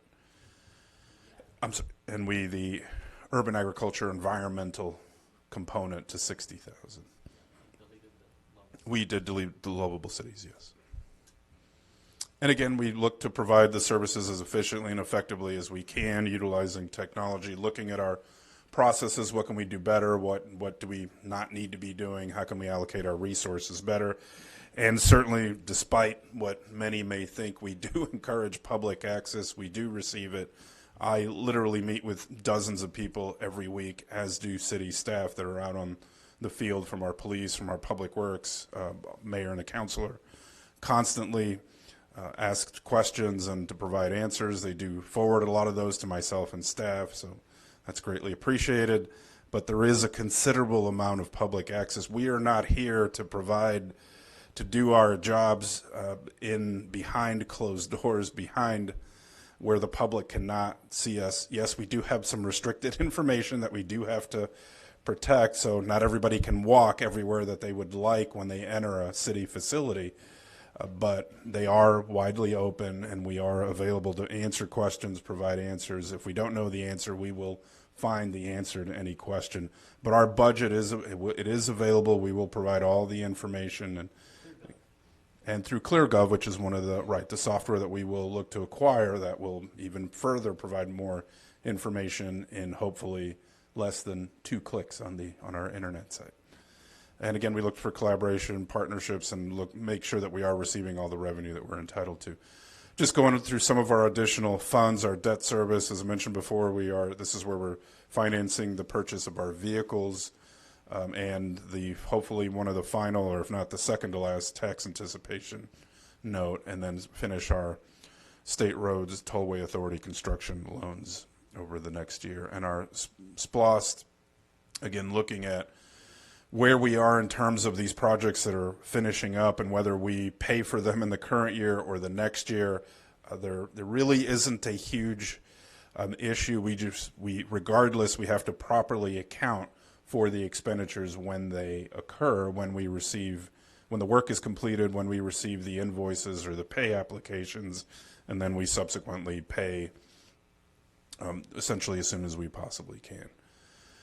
Our stormwater, as I mentioned before, we will work on 3 projects that we will utilize. The fund balance has been accruing. We're now going to use that in the next fiscal year to alleviate some of the stormwater issues on DeBell, Clark, and Smith Streets. And just to remind everyone, we do bill $63.96 on every residential and commercial property tax bill. Yes. Just a real quick question on that calculation. Does that include like institutions like the Georgia Piedmont Yes. Farm Center? Yes. Yeah. There are no exemptions from the stormwater fee. Even So- the city pays it yeah. on our property. We pay ourselves. Yeah. Wow. We also pay ourselves in certain fees that we're not exempt from. So, but stormwater franchise fees are about 2 fees that there are no exemptions. In the prior life, we were involved with schools who objected to paying stormwater fees, and eventually they settled and they had to pay the fees because everybody is contributing to it, to the stormwater. Our sanitation, as I mentioned before, I did share with council in my weekly update about some decisions that we'll have to make in January regarding sanitation, but it will ultimately result in the issuance of an RFP for services that we will look to determine what we receive for that, but we will have to make a decision in terms specifically regarding recycling. And to remind everybody again, this is on a property tax bill billed currently at $213.21 per year. Excuse me. And our grants fund, as I mentioned, the 3 grants that are listed up there from Department of Justice, Georgia Department of Transportation, the Federal Highway Administration through the Atlanta Regional Commission for police protective gear and other street sidewalks and streetscape projects. And again, our total fund budget, all funds, $13,164,759. And I apologize, I'm not feeling the best tonight, so that's why I'm rather nasally. Oh yeah, Sorry. No problem. All right, let's take this opportunity if there's any more questions or comments from the council on what was presented. Any additional thoughts for consideration on this budget? Clarification? I think we went over it in pretty much detail at the last work session, so I don't have anything else. Nothing else? Okay. I just got 2 quick things on the recycling. I meant to kind of get into it, but it's kind of dragging on, but the meeting was going longer. But for recycling, there was an intonation that that some waste or sanitation service companies are actually not taking recycling anymore. They're getting out of the business. Is that where? Well, they will, if they have the resources, so they'll have either the trucks or the containers. They're still utilizing them, but most of what they're collecting is ending up in the landfill. Okay. Because it's not recyclable. If it has some waste in it, it is not usable. One, because a lot of companies like Waste Management, Republic, Waste Pro, they just don't have the sorting facilities. So, and they're very expensive. When I was in Florida, we were looking to build our own sorting facility, and it was at about $3 million to be able to sort, separate, and then you the ability to ensure that a recycled, a plastic bottle, an aluminum can were in fact viable for recycling that a company would then acquire. Yeah. So a lot of it is just ending up as regular trash. Yeah, no, Waste, no, there's lots of- Waste Management has shared with us that over 90% of what's collected in Clarkston is not recyclable. Now, how to, and they explained that they will do the studies that I'm very familiar with over my 25 years, that you go and you sample containers of recycling material. Yeah. And you empty them and then you sort, and Well, it's a bad apple spoils the whole barrel situation. If one or two bins has diapers or food in it, the entire truck becomes contaminated on one route. So that I definitely understand that.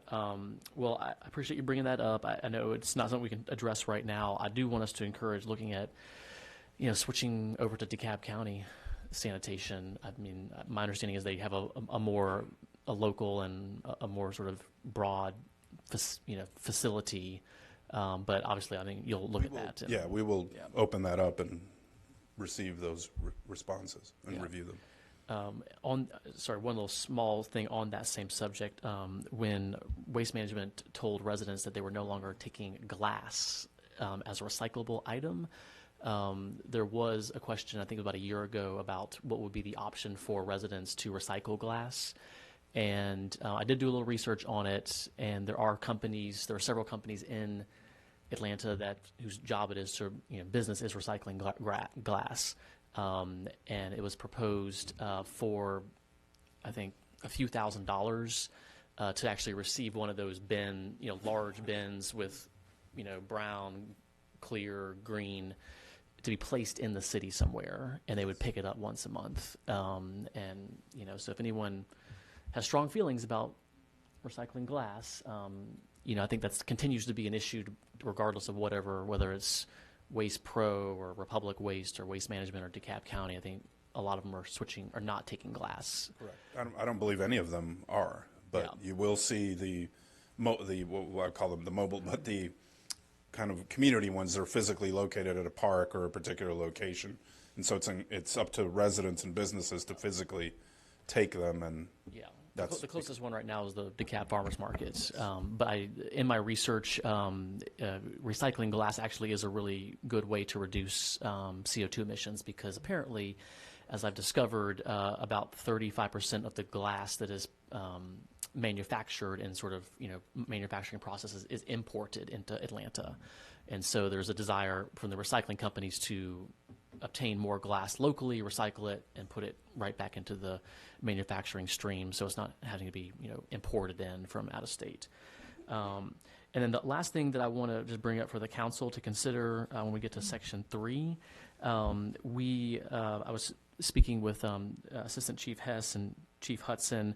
It looks like Metro Atlanta police departments are going to be gearing up for a metro-wide homelessness initiative, and a way to help and address that growing issue in Metro Atlanta. And so I'd like to ask the council to add additional funds into the community action project section that we'll just earmark for homelessness initiative, and then for our police and city manager and maybe the future council to kind of work out a little more details. But the fact that other cities and counties are deciding, strategically how they want to reduce the homeless population and support those individuals, I think that would be a good indication of where Clarkston stands, and that we'd like to, to put some skin in the game and to do our part. And so I'd just like to ask that we amend the community action project budget to include an amount for that homelessness initiative. And with that, anything else?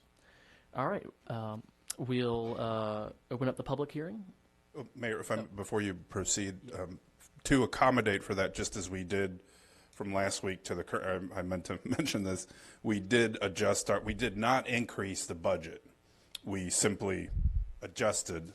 So we adjusted the police department's budget, specifically the line item for full-time salaries, realizing that we will, as we have in the current year, what is commonly known as salary savings due to vacancies or other potential.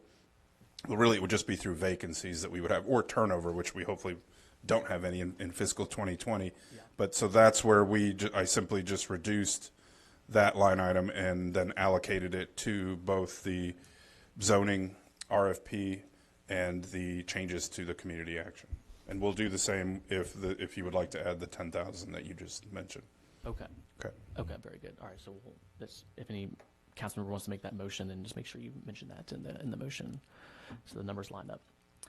All right, very good. So we'll open up the public hearing, and any comment on the budget? Come on up. Going to DeKalb County for sanitation might be a step in the right direction, but the city at one time had its own sanitation, and there are service, and they were city workers. And there are still the city workers living here, Corey and Donnie, for one, who remember exactly what the route was, even though the city's larger now, but it would be good to use their knowledge as part of a study, and exactly how long it took. To do this entire city, it was 3 men on 1 garbage truck, 2 days.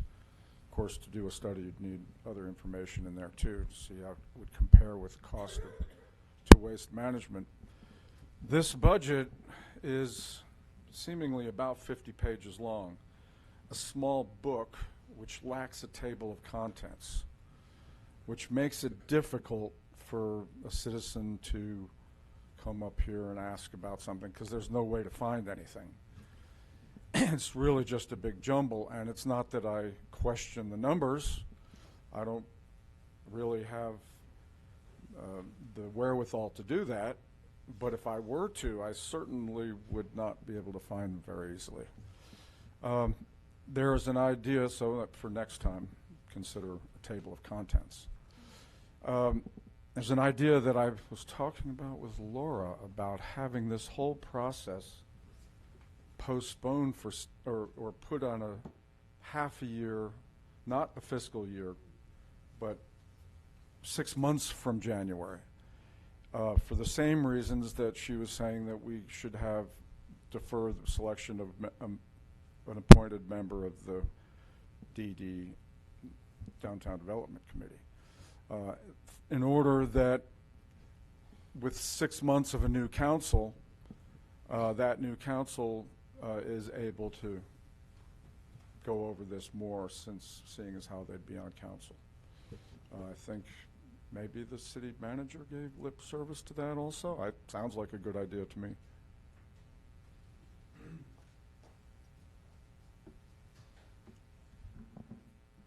Amy Medford on Roland Street.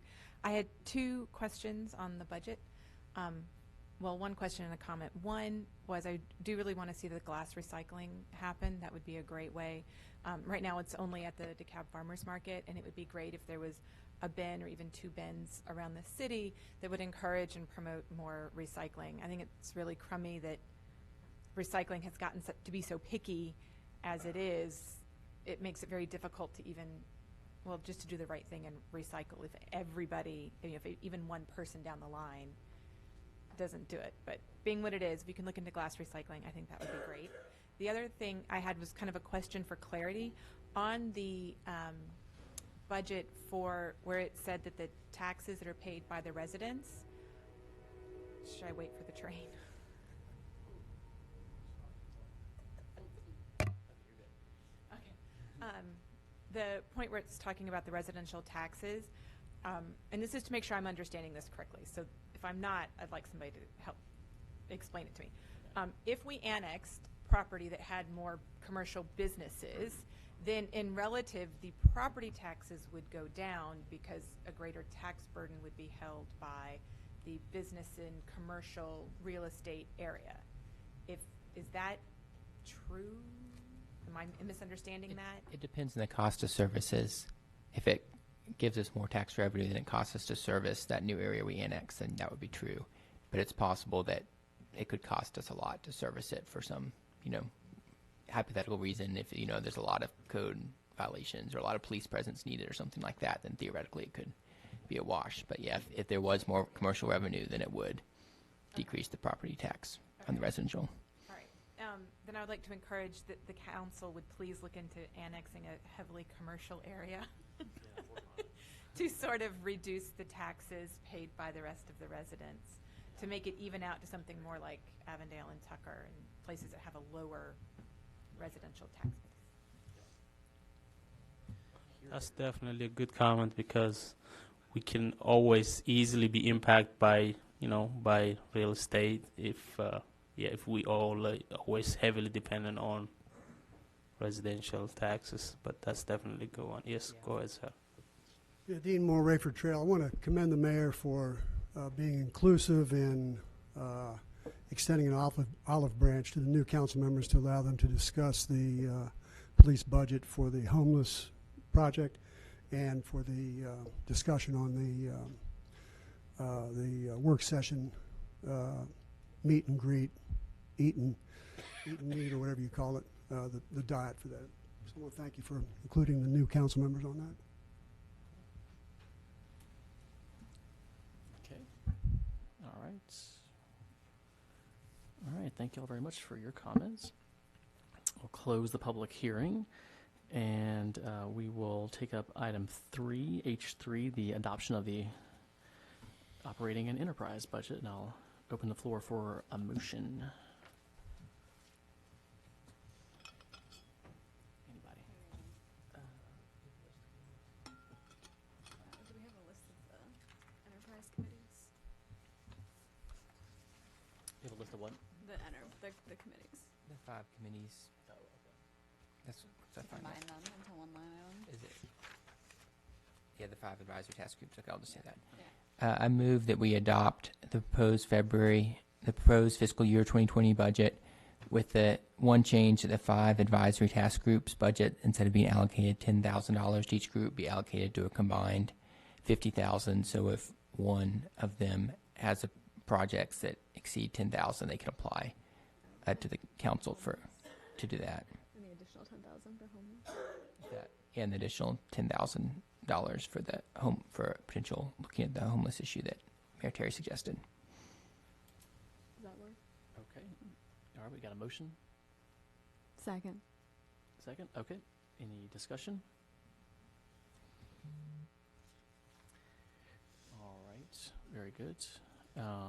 Okay. Well, seeing no more discussion, we will take a vote. All in favor of adopting, or in the motion adopting this budget with those amendments, raise your hand, say aye. Aye. Okay. Motion carries 6-0. Thank you all very much. Another successful budget taken care of. All right. Item H2, we still have the discussion on Title Max amendment to extend the grandfather. And I'm not sure if there are any motions to take action on that, but if there are, the floor is open. And if not, we'll move on. All right. Well, the one hesitation I have is I just got this legal memo tonight. I haven't had a chance to look at it. So I'm hesitant to take any action until I review it. I was hoping that I would get it earlier than tonight. Okay, that's fair. That's fair. All right. Well, seeing no other action on this item, we'll move on from H2 to item H3, which is the adopting an ordinance to amend Chapter 3 of the Clarkston Code of Ordinances regarding... Has it been tabled, sir? Sorry. No table, just no action. Just disposed? Okay. If there's no action, then it dies. All right. Yeah. I mean, it would require a motion to table the item, which would be for the purpose of putting it on a future agenda. If the council doesn't want to take any action, then it dies. Yeah, it would be on another agenda, unless separately it gets brought up through our usual process. Yep, yep. Do we want to just take no action, or do we want to table it so the new council can have a chance if they want to do something on it?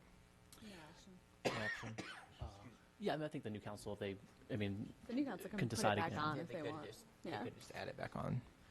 Yeah, and I think just on that note, since we are not having a work session in December, and technically because the first council meeting is the actual swearing-in ceremony, so it's kind of hard to add an agenda for the new council. So if I would just maybe as a professional courtesy, if there's incoming council members who really want something to be on the January meeting agenda, just let the current council members who are not going away know, and we can do that. That's not a problem. But if there's no action, there's no action. All right, so, all right, we'll move on to item 3, and that's just the ordinance on the bona fide restaurants serving at least 2 meals per day. And I think everyone's good on that. Are there any questions on the ordinance? We're in the work session, but I think we're good. Any clarifying questions? Well, I just gonna repeat my concerns, what I mentioned during the work session. This seems to be more confusion than clarification.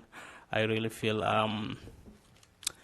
this is just unnecessary confusion that will lead towards to all our small, and most of our restaurants are ethnic based, and a lot of them, they're not even here, they don't understand the process, and we put in something more confusing to them, and this is just, it's totally unnecessary as far as I'm concerned. Thank you. So I'll clarify what I stated at the work session. Okay, please. The purpose of it is just to specify and provide some consistency around like the 2 times of the day that meals have to be served by indicating the time frame for each of the 3 meals, to ensure that they operate as a bona fide restaurant, because we don't have a late night entertainment ordinance, and I get that, but this is a health and safety concern for me, but also to make sure that restaurants, bona fide restaurants, are operating as such as restaurants. So one thing I would say is right now the ordinance, as I understand it, does require 2 meals. It just doesn't specify when those meals are to be served. So I feel like this is actually providing more clarity to businesses, because they may think they're providing 2 meals. Code enforcement may disagree, because code enforcement may think it's just 1 meal. This tells them what they can do to be on the safe side, to not get cited by code enforcement. So I feel like this is really a clarifying change more than anything else. But if Councilmember Yasso, if you have some proposal to make it clearer to businesses, I'd be willing to listen to that. But I feel like right now they don't tell you what a meal is, so that leaves it very unclear to a business and creates much more danger of a conflict with code enforcement than if they tell you specifically when the meals are to be served, in my view. Great, thanks for clarifying that. We can have more discussion after the motion's made, but I'll open the floor for a motion on this item. So I move to adopt the ordinance to amend Chapter 3, Clarkston Code of Ordinance regarding alcohol, to clarify that the bona fide restaurants must serve at least 2 meals per day. Second. All right, any discussion? I mentioned this at the work session, but I think that we should begin the process of, and this maybe could be the Public Safety and Legal Committee, it could be a joint committee with residents who want to participate in it, but I think we might be getting to the point where we need to actually just have an ordinance regulating, bars or dinner theaters, or late night districts. So just to, recognize that, Clarkston downtown, has some potential growth opportunities. We know that there's been people have approached the city over the last 2 years who want to do more commercial investment in downtown Clarkston. We have a town center ordinance that has been, passed, that really lays out this desire to have more activity. And I think, from what I've seen in, cities that would like to encourage a nightlife, obviously there's certain regulations with it, but it is an opportunity to create a vibrant economic activity in the center, create business opportunities, as well as create additional revenues for the cities that could relieve property taxes, depending on how much activity there was. And so, as we know, there are no bars are not allowed in Clarkston. And, clearly I think this ordinance is just clarifying the code on a restaurant.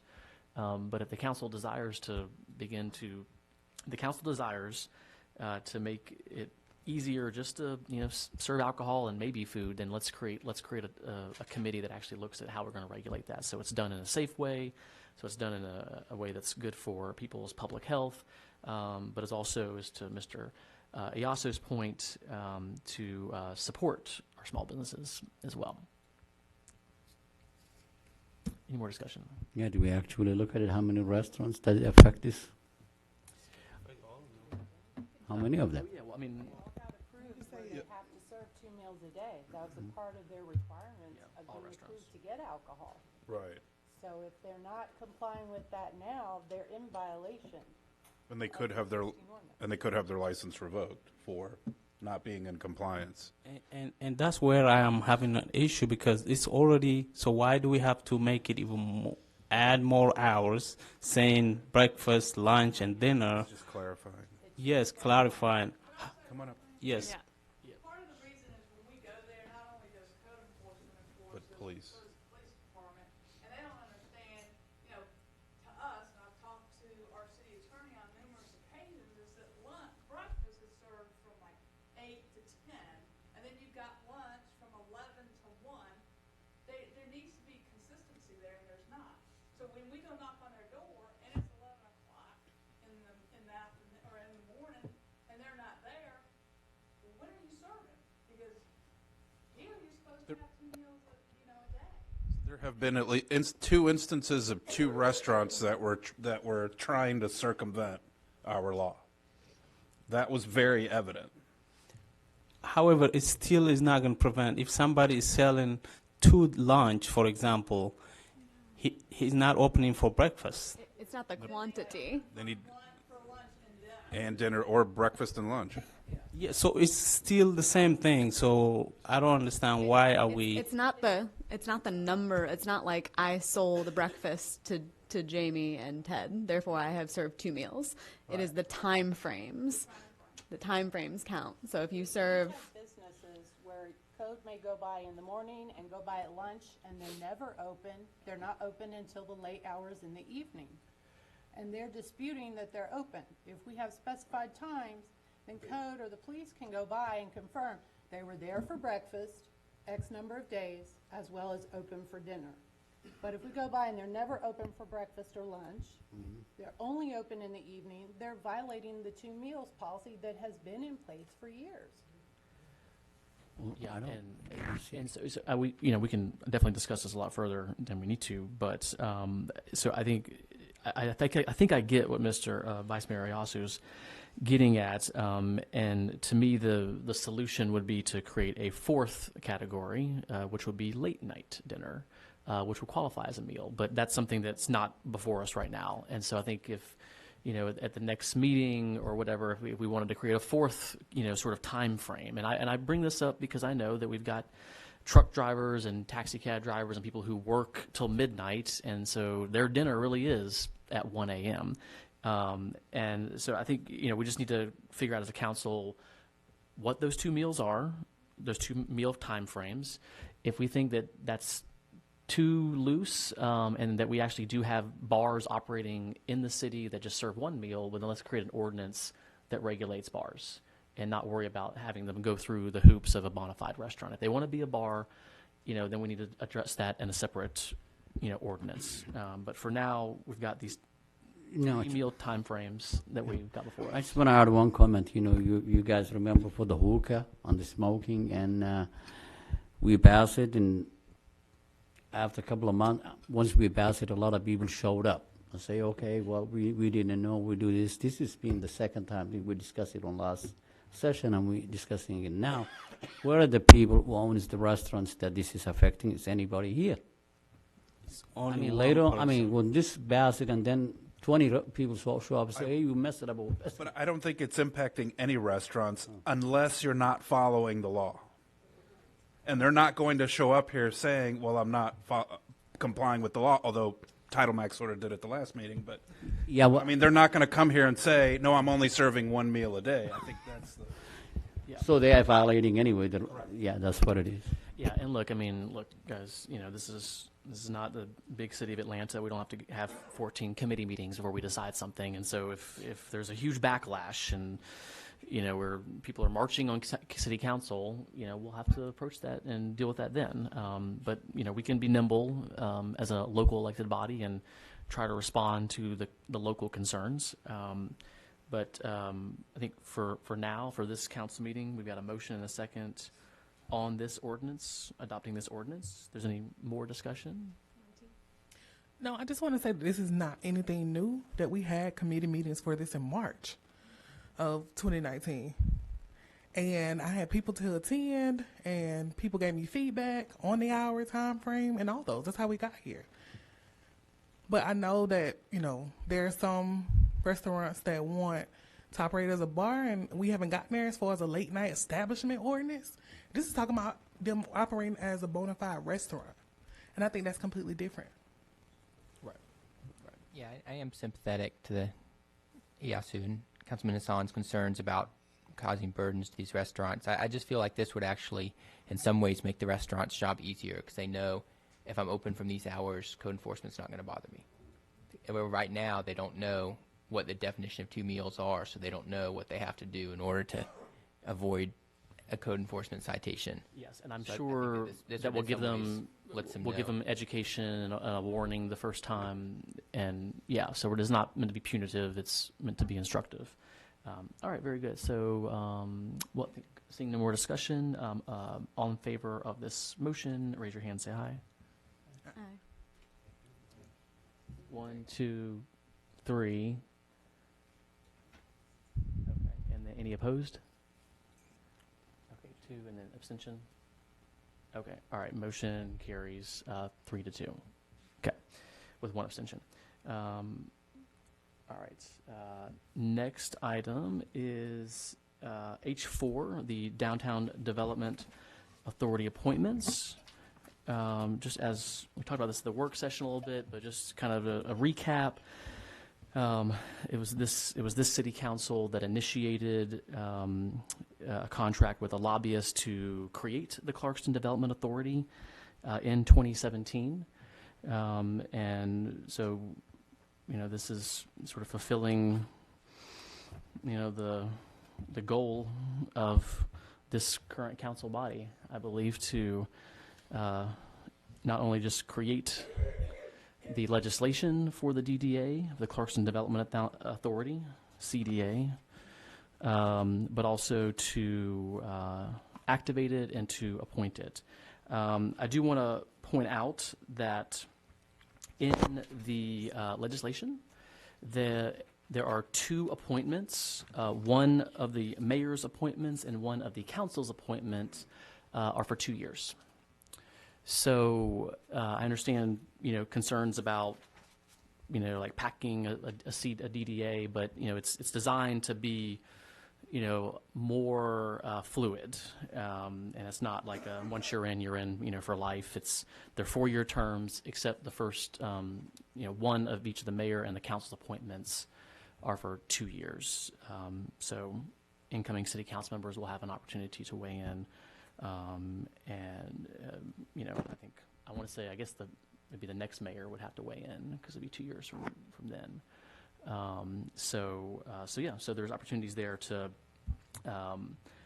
make that a more sort of fluid authority.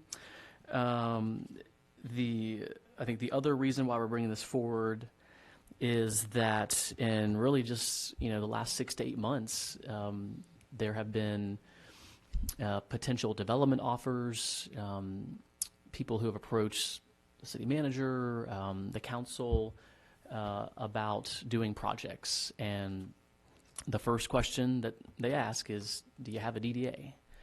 That's something that was kind of, number one thing that we learned at the Downtown Development Authority training, the basic training, is developers, particularly for downtown development, aren't going to move forward with you unless they know that the city has, all the tools in the toolbox. And so, this is, I think, in regards to the downtown area, I would posit that the number one goal in the Clarkston 2040 plan was to increase development in the town center. I think across every survey, across every person I've talked to, I don't think that people see that as gentrification. I think they just see that as a downtown that has half of the place, the area that's vacant, that has no activity. And so you could say gentrification, or you could say urban renewal, or you could just say there's been vacant properties for over a decade, and we've done nothing about it. And now we have opportunities to do something about it, which I think is exactly, the charge that elected officials have been tasked with. And so we've had a call for appointments now for, I believe, for 3 months, and we've received 4 applications from the public. I think all but one is a Clarkston resident, and then of course we've got council members, 3 council member slots as well. And so if there's no other questions on that, I'll open the floor for a motion on any appointments that the council would like to make. Well, one thing, I think some of the people that applied are present, and I'll see if any of them wanted to come speak or say why they're interested in being on the Clarkston Development Authority. Oh, great. Thanks for mentioning that. If anyone is here who has applied or is interested, come on up and just introduce yourself real quick and tell us about yourself. Any qualifications you might have. I'm trying to get people who have good qualifications on the DDA. Didn't you apply? Okay. All right. Yes, sir. Hi, Doug Guess. I'm a 7-year resident, I think, of Clarkston, and be happy to serve. I've been in finance. I think it's one of the qualifications. I've been in finance for 28 years. Currently work as a consultant for a private equity firm. I've been doing that for about 3 years. I started my career 28 years ago at Pricewaterhouse and was an accountant and an auditor and got into investments, and I've been doing that for the last 28 years. I've been a CFO of 6 companies here, all in Atlanta, over the last 30 years. And again, today I'm a consultant to a private equity firm. I manage 6 of their businesses, roughly $170 million in revenues, about 1,500 employees throughout the country. So be happy to serve the city in that capacity. I've been doing this a long time. So yeah. And I'm happy to answer any questions. Yeah, are there any questions from the council for Mr. Guess? I just got one. I mean, if I gave you the keys to my house, would you take care of it? Yeah, I just want to add, I really appreciate you interest on serving this. I strongly feel this is being done rushed, and I really strongly want you to stay on your application roles. I definitely would consider you hopefully in January or February meeting, but right now I feel like this is just being done and we don't have even enough applicants. I'm pretty sure you're one of the top qualifiers, even in the future, I'm pretty sure. Thank you. All right, any other questions? Okay, thank you, Mr. Guest. Great. Appreciate that. Yes, sir. Mr. Mayor. Yeah, good evening. Emmanuel Ransom, 3793 Church Street. I want to serve on this committee because tradition is very dangerous to progress, and I want to see progress done. And with the different things we got going up now, I think that it's very important. Like the mayor said, during my tenure, we had the same problem. Every time we had people to come and be interested in this city, the first thing they asked us was, do you have a DDA? Do you have a downtown development? No. And myself and Mayor Swaney, we went to I don't know how many resources to try to get it done. And I think that's when we started looking into it. And we went to Carl Vincent Institute to get trained and all that and know exactly what's going on. And folks, you can put a DDA in effect, but you don't have to activate it. It can be inactive until you decide to activate it. So I want to serve because I see the city going somewhere in the next couple of years, and I want to be a part of it. And I know a lot of the history, and I think I can be a valuable asset to the committee itself, because I've been here 53 years. I've been here since 1963, and I know just what this city needs.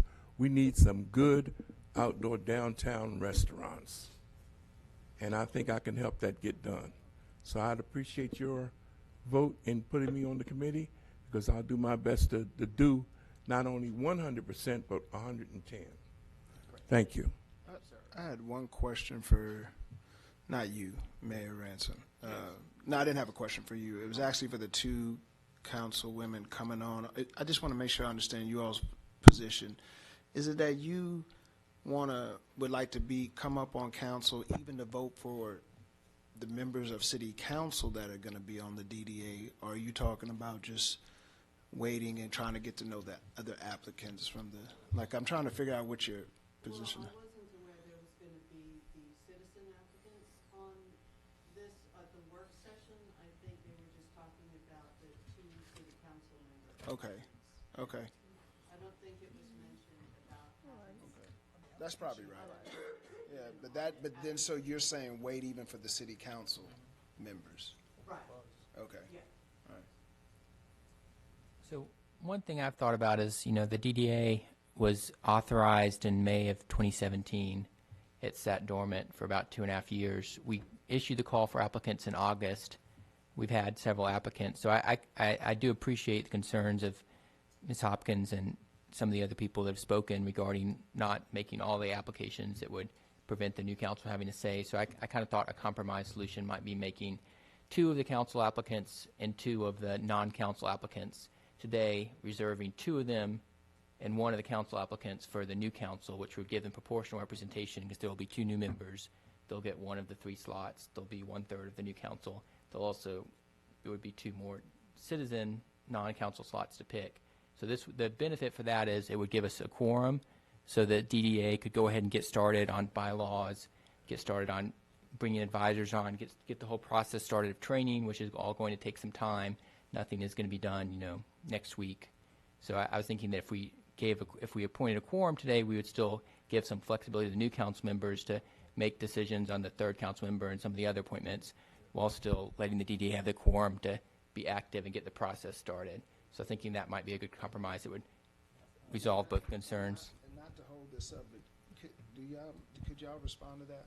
Just your personal feeling? No. No.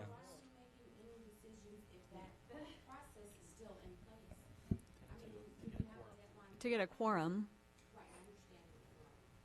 So that's the reason. So it's not all the applicants. We're not closing the process because we're not appointing everyone. There are 4 non-council members. I was thinking that we could appoint 2 non-council members tonight and 2 council members, leaving up 1 council member slot and 2 non-council member slots.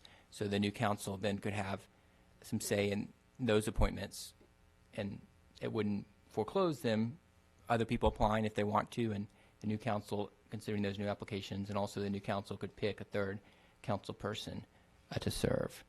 That's kind of what I was thinking is a compromise that might help us get the process started, but at the same time give the new council some say. So you're talking 6 members? No, tonight I was just thinking 4, and then reserving 3 for the new council. Total of 7. Yeah, there'll be a total of 7. 3 council members and 4 individuals. Yeah. So how many applicants we have right now? 4 individual applicants. We do have now, right? 4 of them. We have 4. So then we'd only pick 2. Okay. That's kind of what I was thinking. And then we'd leave 2 for, the next council. Yeah, but if you have 4 applications, only 2 people are here tonight, right? Yeah, but we're only going to appoint 2. We're only appointing 2. So, you don't know which 2 you're appointing it, right?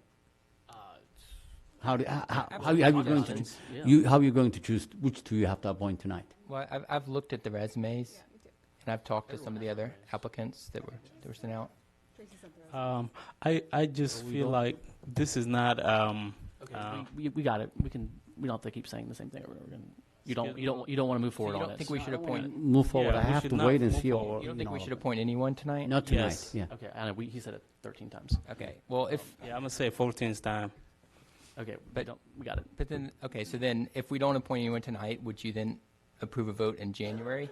Because Oh, I yeah. feel like Absolutely. Yeah. because I feel like we keep on delaying this because in September, or not, actually the August work session, when we first set out the call, you said everybody said wait till after the election. Now the election's occurred, and now it's wait till January. I feel like if we wait till January, then they'll say, oh, we need more time to review, and then it just And then gets we'll be at 3 delayed years instead of 2.5 indefinitely. years. Like, No, that's not going to happen. I mean, the statement still stands. I mean, wait for the election, and the election doesn't get effective until January. So why are we rushing at the last minute right now? I don't see. we haven't rushed for 2.5 years. You would deem waiting 2.5 years and then having a 4-month application process and discussing this at multiple committee meetings. Yeah, we You would waited, discuss it as but I was rushing? part of the people who actually sponsored to start it from the beginning. But the Okay, point is, great. we just don't want to push this Well, you can say you don't want to appoint, it's not we. But I just want to make, again, one we, point. I it's- think it's Councilman not just Carroll makes a good point. You know, I know people are rushing to get new council members in here, but we're elected for a 4-year term. And so everyone in here's term who's leaving, they don't end until the term's over. And this is a project that this council initiated, and I'd like to see it through. And what Councilman Carroll pointed out is we're going halvesies. Yeah. So, you know, quit complaining about it. You want to have all the power? To your point, you want to make sure that the current council has none of the power to appoint people. So we're making a compromise here. So just agree to a compromise. I don't think that's that.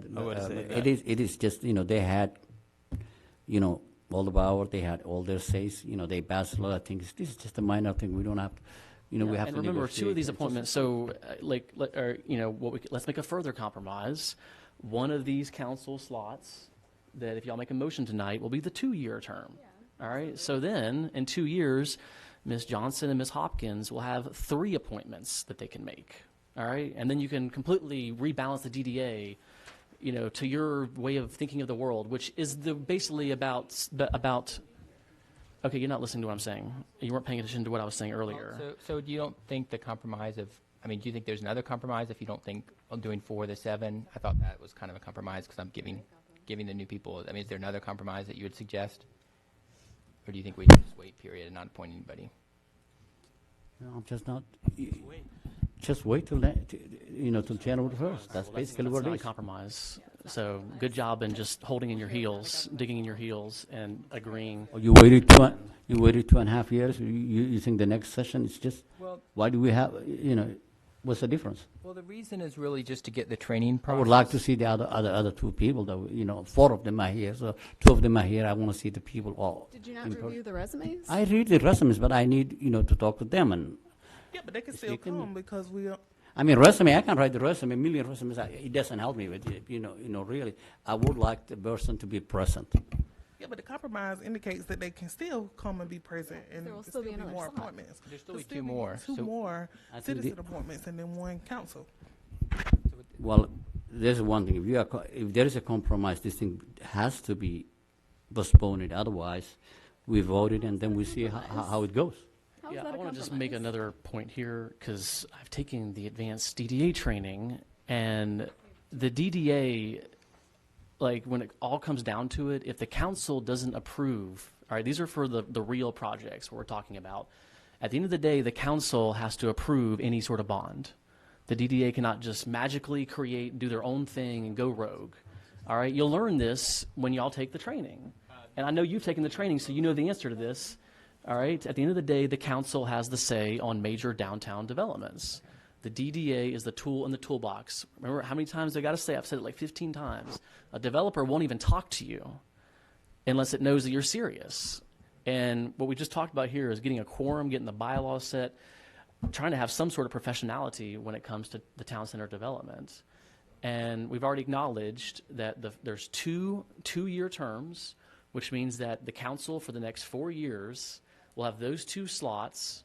All right, and then Councilman Carroll just said, hey, let's just leave 2 vacancies open for the council to decide. So now you have 4 slots that the next council is going to have power over. So if you really, really, are that concerned about it, there'll be a chance to switch people out in 2 years. And the one other thing is that I'd be willing to compromise even further and just do 2 council members and Doug Guess, who's here and I believe is qualified. And I don't think there's any dispute over that after hearing him speak. Yeah, just 3 people total.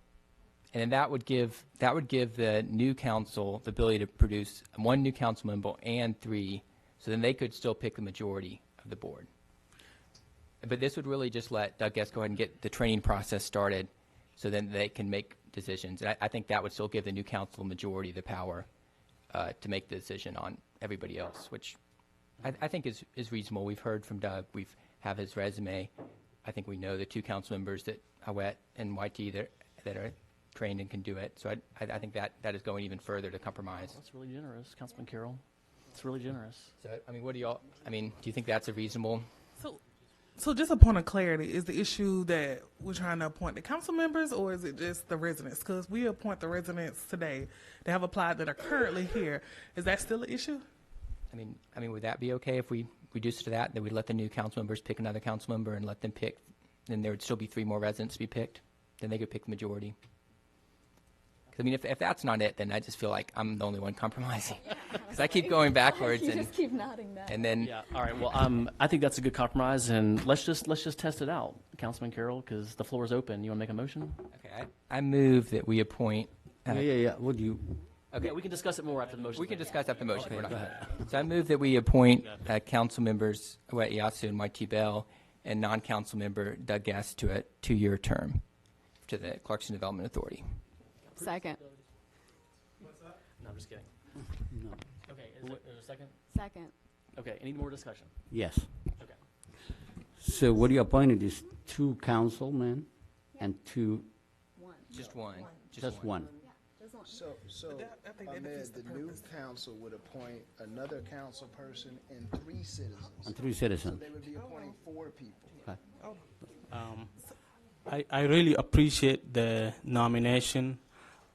However, I still want to wait. That's. Are you refusing the appointment? I'm not refusing the appointment, but I still want to wait.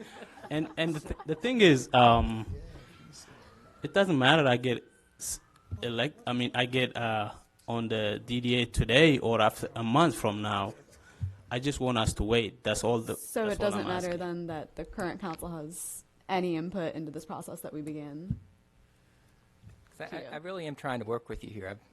I've moved pretty far down, I think, so I don't know what else I can say at this point. I don't see any scenario in which it's fair that the current council would have no It's say just whatsoever. Based on what Jamie moved to do, it's very hard to vote yeah if the person you nominated to be on there says no. Well, he says he would accept it. He says he wasn't refusing. No, so You it's still wanna like be on it, right? impossible to vote for him. I mean, we can wait. We can wait until January. We're still trying to get a quorum, though.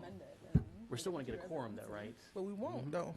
Well, we won't have a quorum, but at least Doug can do defeats the the training. purpose. Oh, that's true. Yeah, you can get the training done. And plus, I think it would be better if we do 1 person at a time. What? Yes. Stephen has a comment. Like a 1 person. For 7 Yes. months. One. Stephen, can I ask One you something? council member Can I, at a time. Stephen, can I What ask are you? your Can opinions? the training? I Can the have two training begin? suggestions. Let me just ask you this one thing. Answer this. Can the training begin without a vote of a member yet? I know you have to have the a answer to quorum. that. I don't know who conducts the training or what their criteria are, but I believe from what I've heard in the meetings in the past that anyone can attend the training, whether they're on a DDA or not. So Just a point. if that's accurate, I know the answer to that. Okay. Mayor's Day is coming up. It's the 3rd week in January. They do DDA trainings. I don't know if it's too late to apply to send somebody. So if someone can't go to the Mayor's Day training in Atlanta, then the other opportunity is Carl Vinson Institute will actually come out and train the entire DDA at one time, which of course couldn't happen until everyone's seated. So this would let Doug essentially apply for and go to the Mayor's Day training, where I don't imagine he would want to spend his time and his money on it if he didn't know he was going to be appointed. Yeah. I would not Typically spend my people who time are and money on it appointed- if I wasn't knowing I was going to be appointed. Typically, people who are appointed, the city then The covers. city would pay for it. Yeah, the city would pay for it if he's appointed. If he's not appointed, obviously it would be his own dime. And Could you just appoint Doug and then let him go to the training and nobody else, vote on nobody else? Yeah, but we have to pay for it. That's what it's saying. No, I'm just So saying what I had a couple of suggestions about the nomination motion. One would be that I really think it would be more appropriate to make individual motions for each member. That's what I said. Thank you. Because we want to avoid a log rolling scenario where, if there's 3 people nominated in the same motion, maybe one of the members of the council likes 2 of them but not the third, and they wouldn't know how to vote. we can do it one by one. And then secondly, to include the starting date as well as the term of years in the motion for each person. Okay. Yeah, so I'll start with Doug Gass, appointing him to a 2-year term to begin January 1st, 2020. All right, motion. Is there a second? Second. All right, any more discussion on that? I think Doug's very qualified, and glad to have you on the team, Doug. Really appreciate that opportunity to have you there. All right, all in favor of appointing Doug Guest to the 2-year Clarkston Development Authority term or seat? Raise your hand, say aye. Aye. Okay, any opposed? All right, any abstentions? Abstention, aye. Okay. Yeah. All right, 4 to.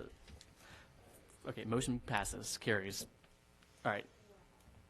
Floor is open for another motion. So I make a motion to appoint Mr. Emmanuel Ransom to the DDA starting January 1st for a 2-year term. Oh, no, wait, you No? only get 4-year. one, council only gets one 2-year term. You'd have to, the next one have to be 4-year. It'll be a 4-year term. You still want to do a Yeah. motion? Yeah. So I amend that motion. I move to make for a 4-year term for Mr. Emmanuel Ransom to appoint him to the Clarkston Downtown Development Authority. And the term will start in January 1st. All right, we got a motion. Second. All right, we got a second. Any discussion? I just want to point out that wasn't in the compromise. Wasn't in the compromise. But I mean, hey, this is But democracy, there was no guys. We just gotta, at some compromise. point, you just gotta vote. All right, some cities gotta vote. Everyone up here got here on their own volition, and they each have a vote. And this is why we're here, to make votes. So, I mean, no offense, Mayor Ransom, you wouldn't have been my first choice. I think we probably need a little bit more experience, but I know you're committed. I know you're committed to a thriving downtown. And you've taken the training, right? Okay, but but it's been a while. Would you do a refresher? Okay, all right. He's willing to go back again. All right. Do we have a second on that? Oh yeah, we had a second. Okay. Okay. Do you want to say? Do you want to say why you want him on there? Since you supported that. Why you what? Since you supported that motion, do you want to say why you want him on the DDA? I mean, for the mayor. For Ransom. Mm-hmm. Well, there's nothing to say about the mayor. He was the mayor. Okay. All right. Qualified enough. Yeah. He knows what he's talking about. Okay. Any more discussion?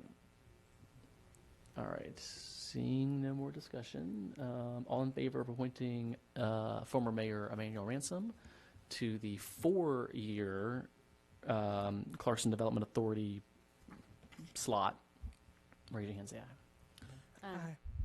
Okay, any opposed? Okay, any abstentions? I was for. Oh, you were for? Okay, all right, so 5-0. All right, congratulations, former Mayor Ransom. You've been asking about it for 10 years. Patience is a virtue. And all right, very good. I'd move that we appoint Councilwoman Y.T. Bell to the Clarkston Development Authority. Okay, do you accept that nomination? Second. Okay, all right, motion is second. Any discussion? I would just say Councilwoman Bell is highly qualified. She's got the basic training, the advanced training. She went to the Georgia Department of Community Affairs Economic Development Institute. She has a degree in this. I can think of no one better than Y.T. Bell.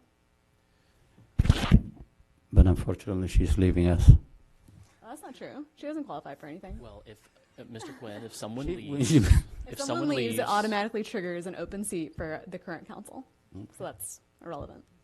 Yeah. If a council, right, for one of the governing authority council member spots would become vacant if that individual was no longer a member of the council. Yeah. Thank you, Queen. Thanks. All right, any more discussion? Is anybody against? I mean, does anyone have any reason against appointing YT, other than she may be leaving us? Hopefully not. No. Well, just temporary. We know we're replacing her anyway. All right, all in favor of the appointment of Council Member Y.T. Bill, raise your hand, say aye. Aye. Okay, any opposed? Any abstention? Okay, motion carries 5-0. All right, I think we're done. All right. Do you want an appointment, or do you want to wait? I let him review. Just go ahead. Let them vote against it now. If you don't want it, I'm not going to force it on you. I move a motion to appoint Yasu as a member of the DDA. Second. Second, all right, any discussion? Any discussion? Are you going to refuse to serve, or would you accept it? No, I'm not refusing, but I might not vote for myself. You're not voting for yourself. Protest votes. Great. Well, you've taken the training though, so you're the most qualified up here. Yeah, so you're ready to go. That's why we picked you and YT, because you both have taken the training, so you both can help guide the process along pretty well. Exactly. Yeah. Excellent. Good job. Good compromising, guys. I like this. All right. All in favor of the appointment of Vice Mayor Iyasu, raise your hand, say aye. Any opposed? Abstention? Abstention. Voting for someone who's saying they don't want to do it. Okay. So now, Motion carries, and we will have a quorum. And so, if everyone who has not attended the DDA training, which I think is Mr. Guess, and then Mayor Anson probably just needs to do it again. Let's make sure we get your information to Tracy ASAP so we can see if we can hopefully get a slot at Mayor's Day for the DDA. And, you know, I mean, I guess if any council member wants to attend as well, they could. But, you know, if you've already done the training, you probably don't need to go again. But I'll throw that out there just for consideration. All right, very good. Whew. Can I add just one more thing, Mr. Mayor? Just as sort of a reminder that under Section 4 of the Act that set up the Clarkston DDA, Sections A, 1, and 2 talk about the qualifications for members. And so, you know, there have to be 2 members that own and operate a business within the downtown development area. And there's, we don't need to go through it in detail, but I would just encourage the mayor and council in making future appointments to be aware of these criteria so that we do end up with a DDA that meets what's set out here. Well, no, but it says residing. Either. It says residing or. Either Right. or. So it's okay. I mean, it's a preference. But Yeah, it's because the not. mayor and Doug Guess are both residing in Clarkston, so they both meet that qualification, right? Sure. Right. That's right. Yeah. Well, it just says in the city of Clarkston. It doesn't Well, say so, in the downtown. all right, so A1 is really about owning the business. And they can either live in the city or in DeKalb, but they need to own a business that operates in the city. Oh, really? That's what A1 is saying. I read it that, well, maybe it's not the time to get into a textual Yeah. analysis, but I read it as saying either taxpayer residing or taxpayer residing in DeKalb County who owns and operates a business. So I didn't read the Clarkston person as having to own and operate Well, a business. you're right. That is definitely a reasonable way to read it. Okay. So All right. we don't need a lawyer dispute tonight. But. All right, very good. Good job, guys. Good job. All right, next item is H5, amending the Youth Advisory Council resolution to appoint an advisory person, basically an adult, to the Youth Council. And I think, have we been getting applications for the Youth Council? I know there's some presentations that some of the council members are going to make at some of the schools, so we can hopefully deal with those appointments in the new year, maybe January, February council meeting for the youth appointments. Yes. Okay, very good. All right, so this one is just to make sure that we have a resident who wants to, be an advisor or, the adult in the room, along with a council member. All right, so open the floor for a motion on that item.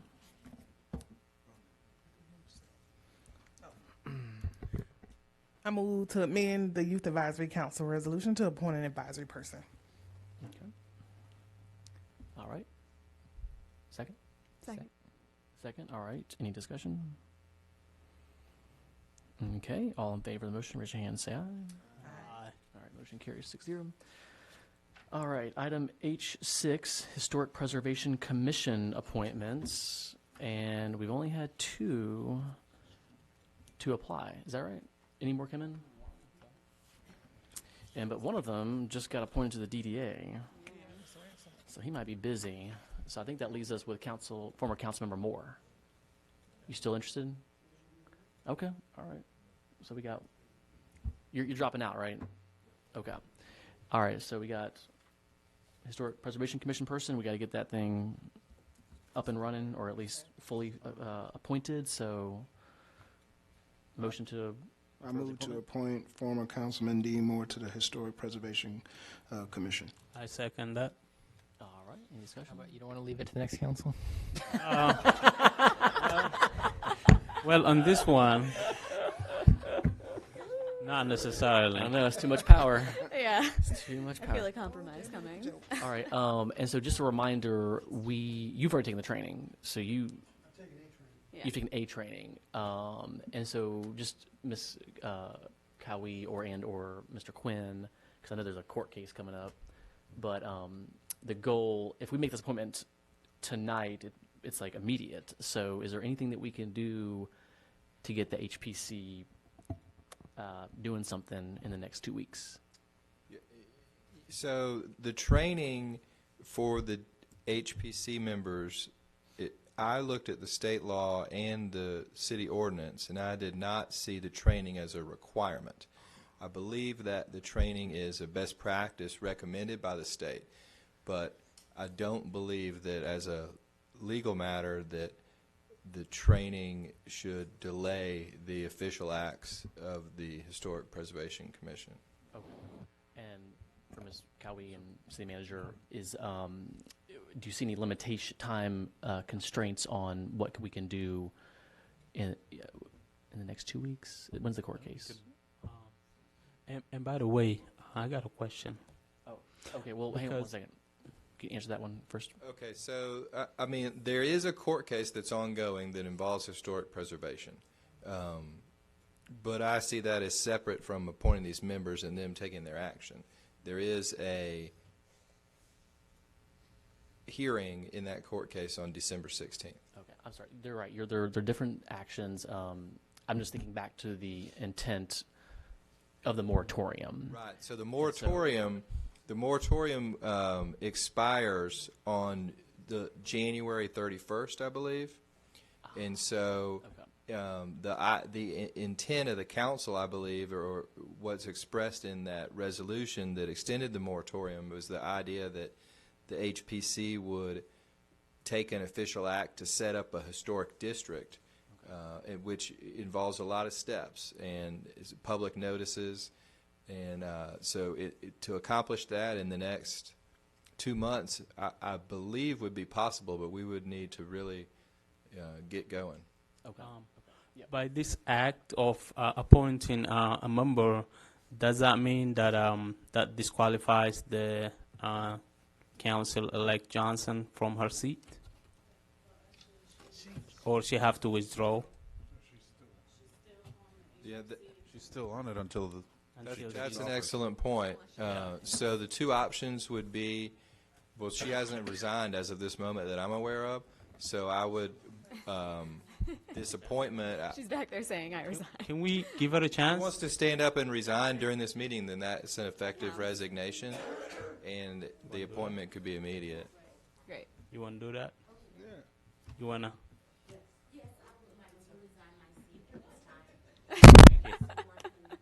Start working. Thank you. All right. Appreciate All right. So that. we got that on the Councilman-elect. Yeah. All right. We got that on the public record. Thank you, Mr. Johnson.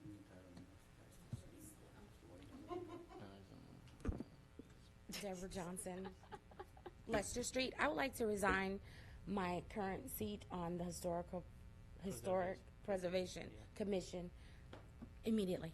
Thank you. Thank you. Your service. You have to pay penalty. So much. All right. And then, okay. So that was your question, right? Okay. All right. Very good. Well, I'll open the floor for a motion on the appointment. I think we already have one. We have a motion in a second. Okay. Any more discussion? Whew, it's getting late. All right. I just want to answer to Jamie. That's the exact reason why I'm supporting it, because she don't have an intention of staying. All right, let's vote. Let's vote. All in favor. I can't stop laughing either. All right. All in favor, raise your hand, say aye. Aye. Okay, very good. And then, so I think we're in agreement that we want to start a public notice process. Which is bylaws. Oh, we okay. have to go through that process. So we actually need to meet with Ashton and now Mr. Moore And Ms. Pat and Morris Miss Davis. Pat Davis Morris, which is, I just saw her at the farmer's market, so she is ready. Okay. So whenever there's an available date for us to meet to go over actually the boundary that was set, we had two, so we have to go over there and actually submit that. So as Okay. soon as we can get Excellent. started, we can get. So tomorrow at 8 a.m. works? That's yours. Yeah, you live here, don't you? Let me know, Everyone lives in Mr. Clarkston, Moore. right? I will get with Miss Pat Davis. 2-minute drive. Morris I think and she'll want- Ashton. I'd like to request that you send me all the information on everything that's been done so far so that I can get up to speed. Well, actually, it's been internally, so what I have, Yeah, when we we'll meet, and you will be able to see that information yeah. because it's just written out right now. Okay. Yeah. So Yeah, they'll Tomorrow at 8? She'll coordinate with No. all three. In other words, When to do I'll that. let you know. All right, very good. Thank you, Shawana, for helping us get that set up, get the bylaws, start that notice, and we'll have us our very first historic preservation district in Clarkston. Woo! All right, last item is item H7, and that's the resolution. And again, this is a resolution, and this is a commitment resolution. So it's simply is basically saying what we want to do. But I would hope that we would have unanimous support to say what we want to do. To commit the City of Clarkston to protect its natural environment through the regulation of environmentally acceptable packaging and products. I think the moniker the misnomer that's used in the media is a plastic bag ban. However, this is not a ban. This is a phase out, not just of plastic products, but polystyrene and plastic foam, chemical compounds that are derived mainly from oil and do not break down in the environment very easily and end up in impacting our waterways, our public health, and our food. The important part of the resolution, as a reminder, is that the Clarkston City Council desires to completely phase out these non-recyclable, non-compostable, single-use plastic products by no later than 1 year of passage of an actual ordinance. And the resolution is asking the city attorney, the city council, certainly the environment committee, this can be a group effort, certainly, to use the resources that are in the agenda packet. I think there's a Google Drive with all of the sample ordinances, educational materials, references. I mean, we don't have to recreate the wheel here. There's 7 other cities around the country that have enacted these phase-outs and done them in a way that built public support, education, provided, in some cases, like Vice Mayor Yasu had mentioned, incentives or subsidies to help with that transition. And I think we saw at the work session or tonight that we increased the environment budget to hopefully to help with that. But the goal of this resolution is for council, city attorney, and the committee to actually have an actual ordinance that outlines all of these phase outs for the May 5th, 2020 council meeting. I'll pause for any questions on that. Not a question, but I just want to assure the mayor that the environment committee is going to be working on. It's been already started the process, and we're going to continue working with the businesses that will be affected. That will be the second phase. It's already definitely acceptable. It's an acceptable fact that plastic is not good for the environment, for our health. And we just want to make sure that, the businesses have enough time to transition and that they do get enough communication that they are aware that we are planning to do this. Thank you. Do you feel good that a year? So do you feel a year is good?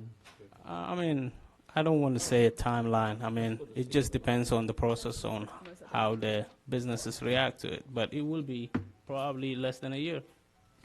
Okay. Well, yeah. It's just the goal. It says within 1 year passage. So May of 2021 would be sort of the goal line. So a year and a half almost. All right. All right. All in favor.